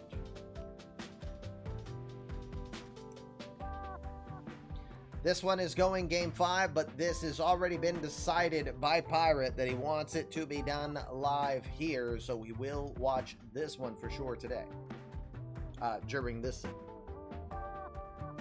To the National League we go. San Diego taking on the Cardinals. Cardinals lead this series 2-1. Starting with changes. Mejia is being given the start. He's got 1 more day on the bruised knee. It is moderately affecting his running. Let me know if there are any other changes. Checking Burns' stamina. 66%. Here's your bullpen situation overall. Jonathan Stever is ready if you decided to give him the start.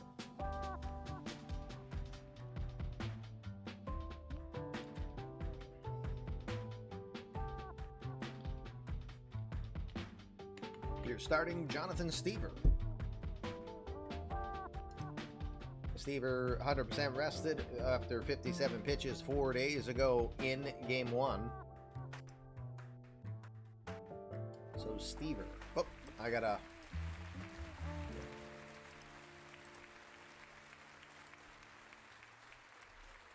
Stever is in. No other change?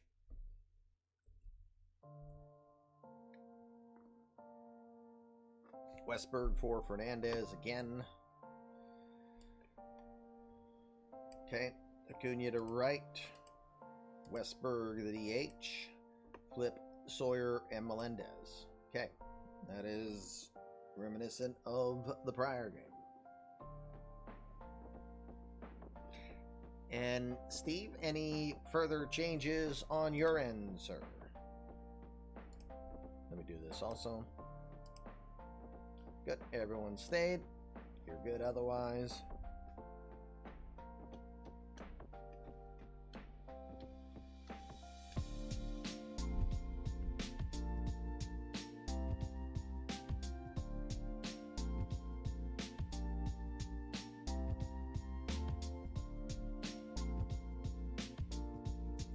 Check Gore status. 66% on 98 pitches.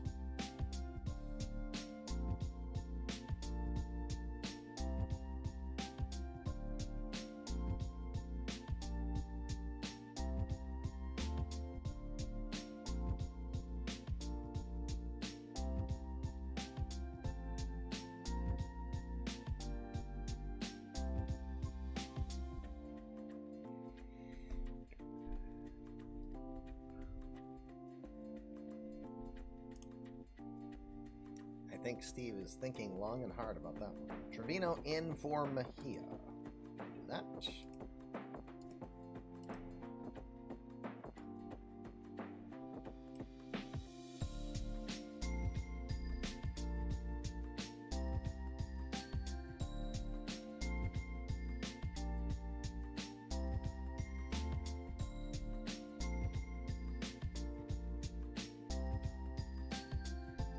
Trevino and Davidier in the lineup. Done.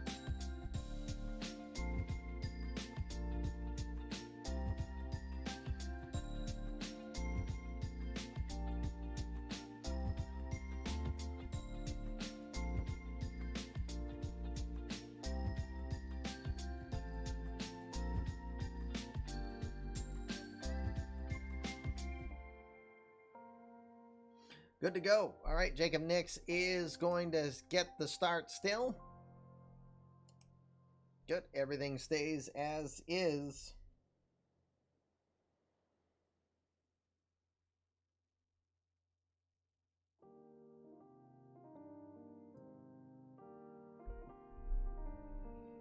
All right, let's get into this one, and back to Bush we go. Cards are looking to close this series out. Padres trying to get back home for Game 5. Make sure I got everything proper. I do. We go.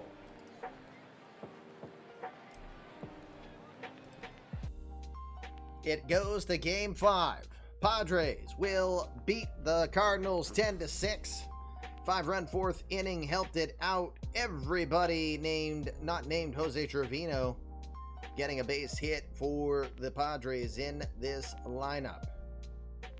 Tatis with his third home run of the series. It was a solo shot in the fourth. Ramil Reyes went deep late in this game twice. 2-run shot in the seventh. 2-run shot in the ninth. The extra insurance. You had 2-hit games from Asher Kim. Scored twice. Fernando Tatis 2 for 5 with the RBI. Ramil Reyes 2 for 4. 2 home runs, 4 RBI, 3 runs scored. Jesus Armando Sanchez was 2 for 3 with 2 RBI. Dominic Aguilera went 2 for 5 with a run scored. Anthony Rendon 2 for 5, scoring twice. Ronald Acuna Jr. doing his job, 3 for 4. He had an RBI and a run scored. Gunnar Henderson was 2 for 5 with 3 RBI. That was from the 5th inning. 2-run double that he had, as well as an extra run later.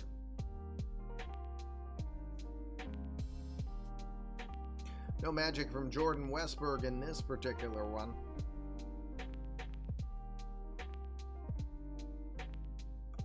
He had an outfield assist. Acuna getting one of the Kims at third base. Doesn't say which one. Stever went 3 2/3, 6 hits, 5 earned runs. He walked 1 and struck out 6. Jacob Nix, not much better, 4 2/3, 9 hits, 5 runs, 4 were earned. He didn't walk anyone. He struck out 4. Jordan Hicks goes an inning and a third, giving up 1 unearned run.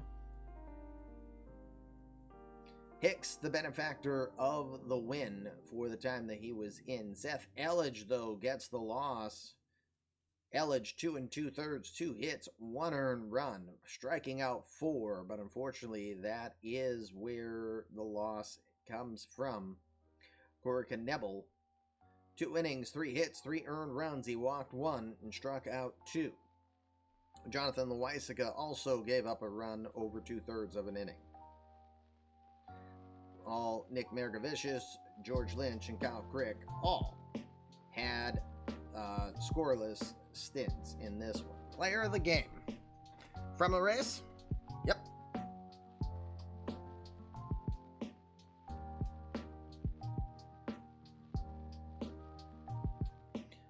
All right. We'll do that as well, which means that we improve the potential of being able to do the League Championship Series this evening. I'm hoping. If not, then it will be done tomorrow. But I'm trying to do it today so I can get at least one day off before we start the World Series. Game 3 of the Orioles-Rangers. Orioles lead this one 2-0. We move to Globe Life Field. Connor Siebel will take on Hans Kraus. Kraus with a hell of a year, 14-8, 3.66. You saw him absolutely stymie the Red Sox. 3-0 with no ERA this year against Boston.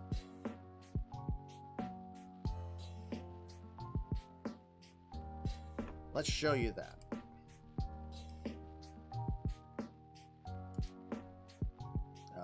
It's right here. Oh, pitching splits. 2-0, 13 2/3 in the regular season. Then you put him in the postseason. He went 21 2/3 scoreless innings against Boston all season. That's impressive. All right. Brandon says no changes. Jamie, I don't think is here still.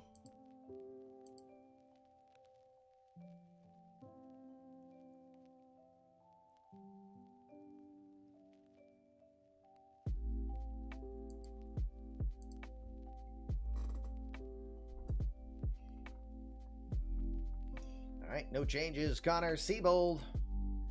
Siebold, the story of the day. He was traded from Kansas City when Kansas City thought their day was season was over. Matt McClendon, Tim Dover coming over. Hey, I'm a poet. Tim Dover coming over.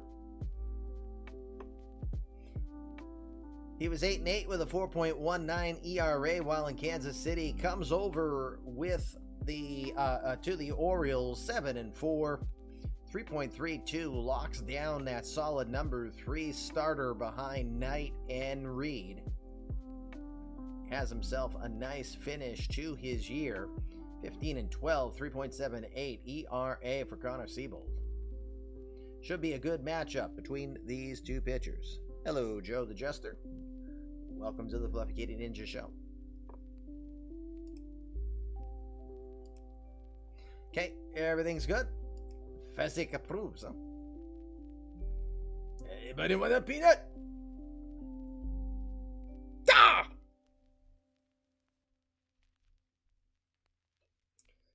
Number 3 start on eMLB? Yeah, he probably is. To Globe Life Field we go, but again, we are quick simming. Rangers trying to stay alive in this best-of-5 series. Orioles did their job at home. 1-2. All they need is one more. Survey says Orioles will do it. 4-3. Think all the bettors knew that there was a high probability of sweepage, and it happens. 2 sweeps in the American League. Orioles and Rangers are over as Baltimore, best team in eMLB this season, does finish the job.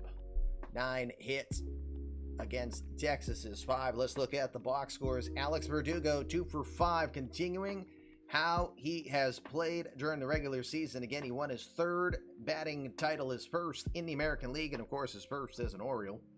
Jeff Newkirk is impressing thus far in the number 3 spot. 400 hitter with a homer and 3 RBI. He went 2 for 4 today with an RBI. The suspense is doing just fine. 2 for 3 with an RBI. Nate Lowe was 1 for 3 with an RBI. Buster Bluth 1 for 4. Khalil Lee had a solo home run in the 4th inning.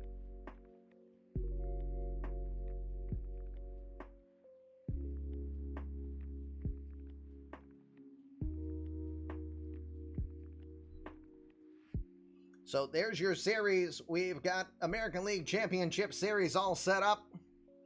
Baltimore will take on the Angels, the world champion Angels. That should be a series. For the Rangers, C.J. Abrams went 2 for 3. Jordan Cage did the job, 1 for 3 with 2 RBI.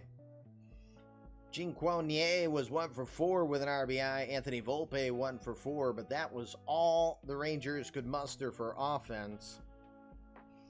Not to be. Hans Kraus, 6 1/3, 7 hits, 3 earned runs.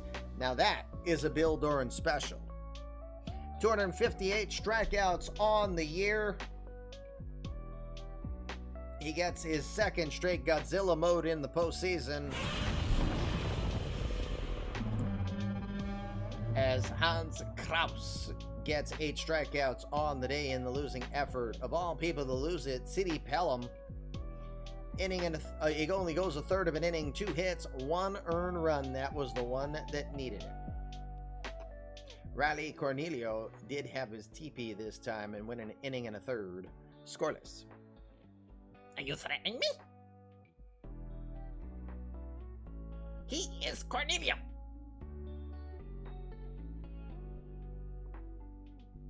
Connor Siebold, 7 innings, 4 hits, 3 earned runs, walking 2. He struck out 5 in that one. Jorge Soto again going beast mode. 2 innings of work, 1 hit, no earned run, walking 1 and striking out 1 to get the save, his 2nd. Player of the game in that one. Gotta think of Siebold. Hand down. Yep. Connor Siebold is the one to do so. American League is officially decided. Angels-Orioles is your series. James Bond, Rangers will be back in the postseason next season. There's a high probability of that.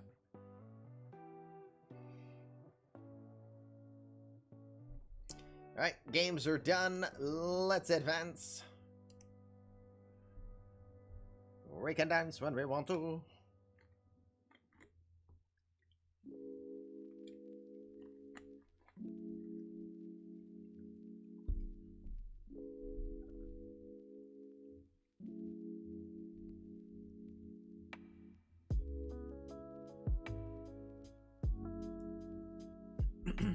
All right.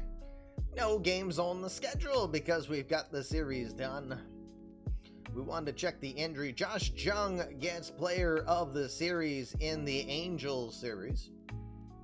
Meanwhile, with the Orioles Rangers, the nutball, Jim Reed.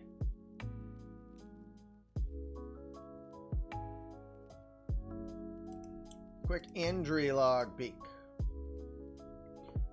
Danny Smith was injured throwing a ball. It's a mild abdominal strain. Day-to-day expected to last 5 days. We'll look at him in a moment. Juan Carpio was injured, or he's just got the cooties. All right, so no games on this day. We will advance one more day. Both series have said Game 5 will be done here versus tonight.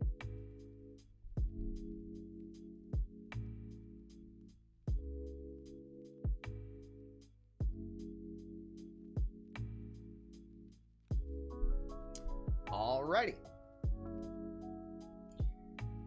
Game 5, Nationals Cubs will be the first one. Joe Diggs listed against Ricky DeVito.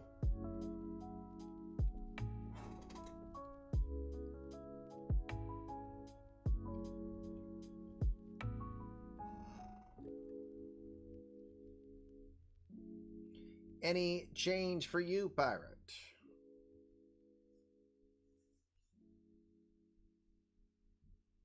Bishop for Gianti Turner, he says.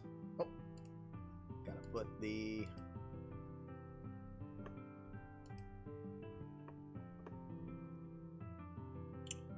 Bishop for Turner. Win or go home is the simple case in this one.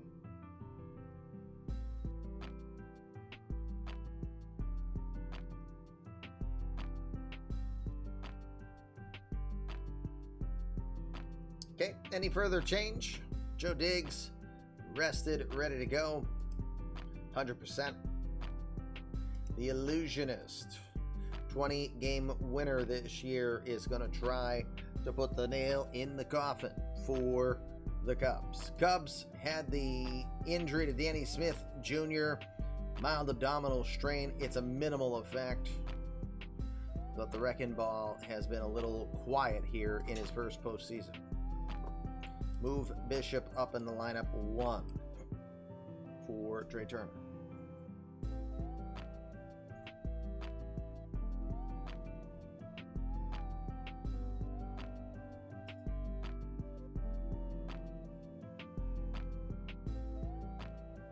Okay, you are good. Now see why I don't want to assume Anjou on Espelin and Roberts. Roberts is further down the lineup on this one, batting 8th.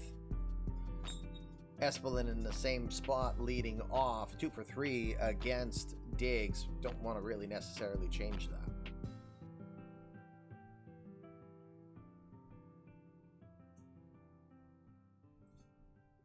So again, since Jake sent no additional standing instructions and he's no longer here, we default to what he provided in the game, and we just hope for the best.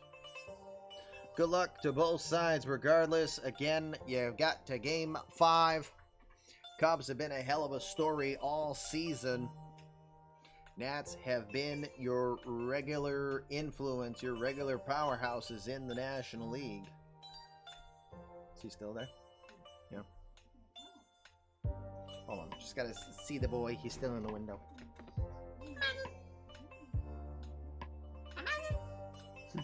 Hi, buddy. He's cute. He's stinking cute. Alrighty. First of 2 National League Game 5s to be completed here. If I had more time, I would go a little further, but I need to be somewhere for 1:30.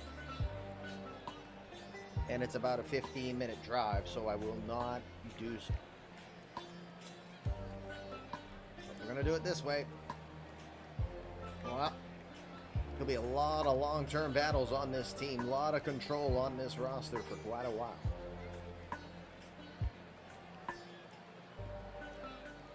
Pat Hughes and Ron Coomer. I remember Coomer. Wasn't he a twin?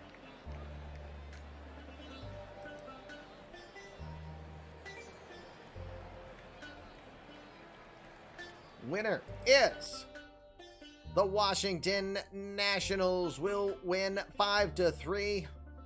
Both teams started out strong. Nats started with 1 run on a Mark Diggs home run. Nope, Mark Diggs home run was in the 2nd inning. That's interesting.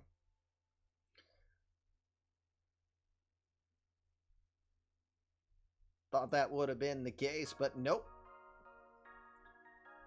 Nats will lead this one 4-3 through most of it. They will get an insurance run in the 8th. Pirate will get back to the championship series. Is that 3 out of 4 now, Pirate? That you've gotten to the championship series at least? Or is it 4 for 4?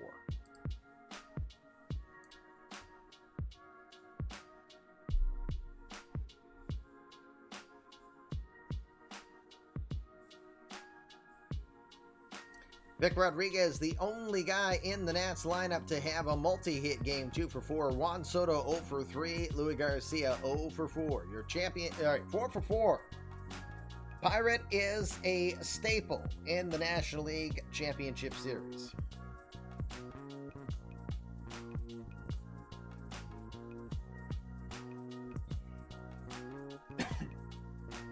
Cubs, Tank Espelin went 1 for 4. Danny Smith did go 1 for 3 with an RBI.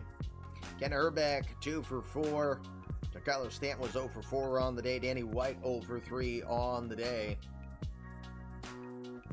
1 for 4 for Carson Kelly. 1 for 4 for Jesus Ametler.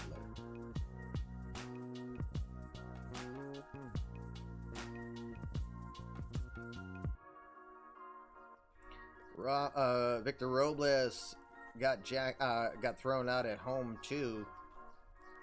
Go not Cubs. Oh boy. Joe Diggs, the illusionist, 20-game winner this year. He'll get 1 win in the postseason when it was needed most. 6 2/3, 5 hits, 3 earned runs. He walked 2 and struck out 5 on the day.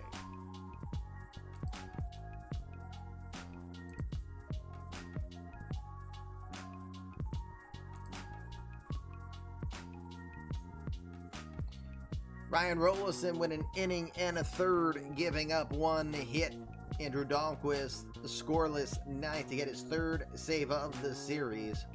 Ricky DeVito just did not have it in this postseason. Inning and 2/3, 4 hits, 4 earned runs, 2 shaky starts for him. 17.36 ERA through those 2 appearances will be the reason that the Cubs season is now over. Bill Sullivan pitched well. Zach Jackson well in relief. Greg Kimbrell gets a rebound, scoreless, 9th in this one. As a Cubs fan, dejected, unfortunately used to it. Hey, you won at least 1. The curse is over. Joe Diggs, player of the game, not too much surprise there.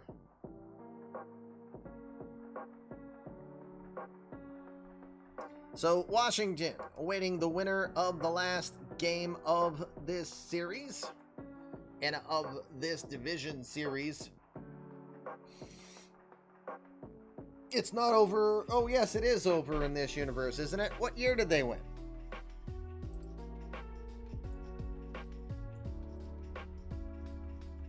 They won it in 2016, didn't they?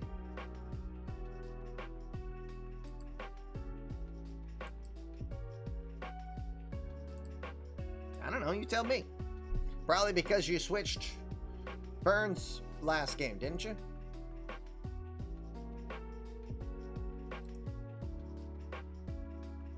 No, it's Jack Flaherty.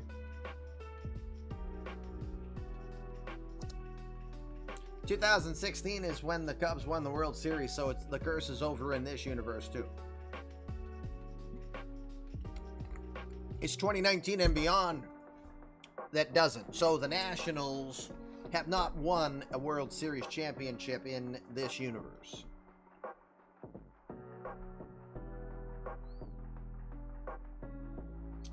Alrighty, for all the marbles. Any changes, Anju? Yes, as soon as this game is over and I do the raid out, the file is going up.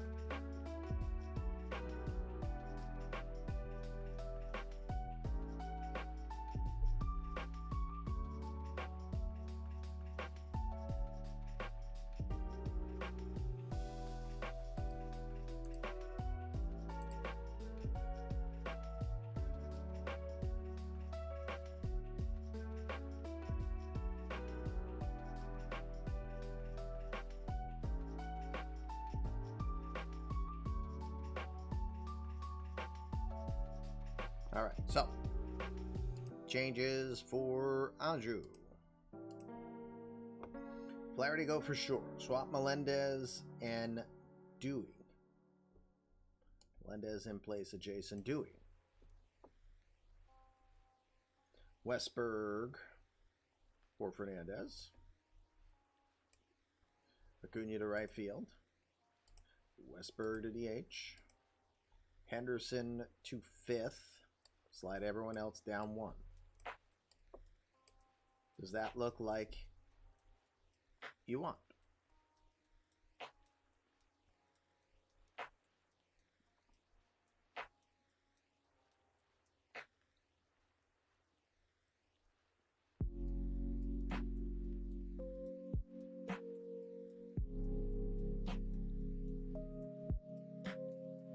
Looks good. All right, Jack Flaherty is riding a hot streak. hands on deck. Steve. Trevino in for Mejia, he said. Well, let me do this first. Good. It stayed. Forgot to press the button. All right, so Trevino in for Mejia. Then flip Trevino and De Villiers in the lineup. Does that look where you want it? Mackenzie Gore is scheduled to go.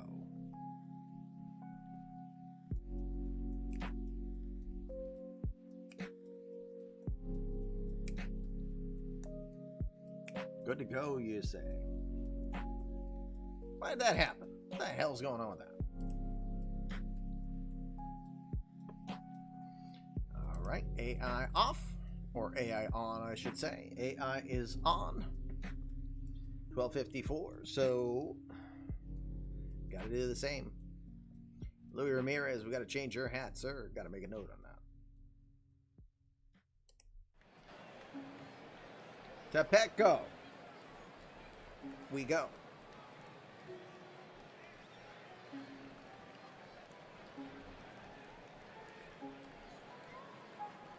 You know what? I could do this quicker. I'm just curious.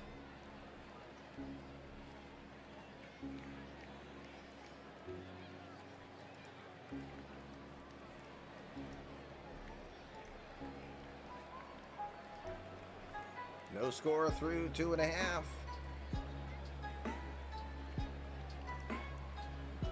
No score still, just making sure everything's AI because I'm just like paranoid that I screw something up.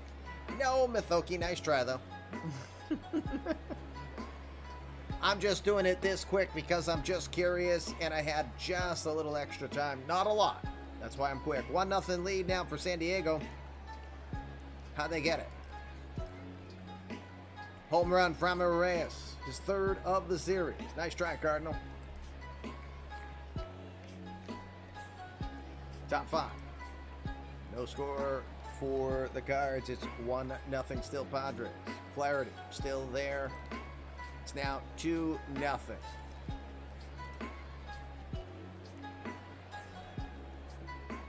Looks like Fernando Tatis getting a double.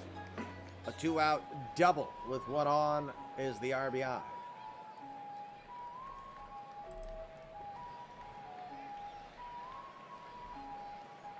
2-0 as we go to the 6th. Still 2-0. Kenzie Gore is getting the job done here. Jack Flaherty's not pitching terrible. 2-0 still through 6. To the 7th, Gore. 97 pitches, 10 strikeouts.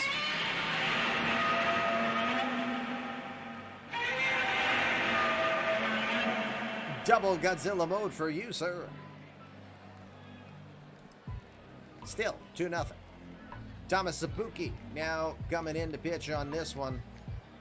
Flaherty's day is done. Still 2-0. Oh. Hold on, we got to do that for Tim. I was born. Yep. That's all you get of that. Nick Margavicius is now aboard. Came in the 7th.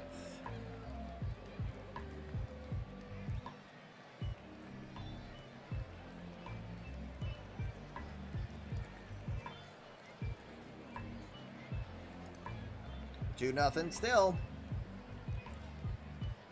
Waiting for Andrew to say it. There's that Cardinals offense. This is where you need some of those extra runs carried over from the wild card play-in game to be available. Asher Kim will start it off. 3-0 now. A home run to Tatis, his 4th home run.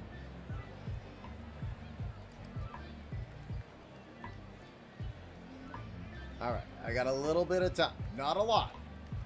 Jordan Hicks, the 0-2 pitch. Goes opposite field. It's going to be a base hit. Acuna gets aboard. Rizzo is your pinch hitter here. 0 for 2 in the series. He's trying to go deep on this one. 0-1. That one gets away. Heading to second is Acuna.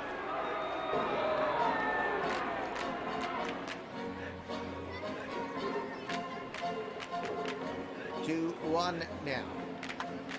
This left center field. Ranging over and making the play is Farrell getting there. Eric Farrell makes the catch. 1 out.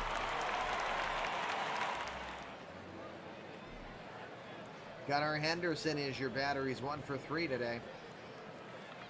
3-2 pitch. Misses low, ball 4. Tying run will get to the plate. It's Evan White. White is 0 for 2 today. The 1-2 pitch. Swing and a miss. He got him.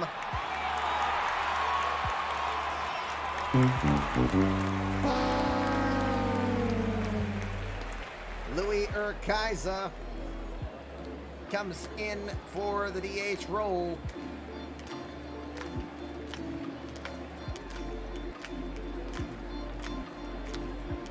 First pitch he sees to left field. Eric Farrell going back, still going back, makes the catch right near the warning track. And that is your series. The San Diego Padres will win this one as they come back to win games 4 and 5. Everybody do your NHL 94 celebration. Series over. 3-0 victory for Mackenzie Gore as he shuts out the Cardinals. 3-0 win. Congrats to both the Cardinals and the Padres. Great series. Great season. Padres will take on the Nationals for the championship series.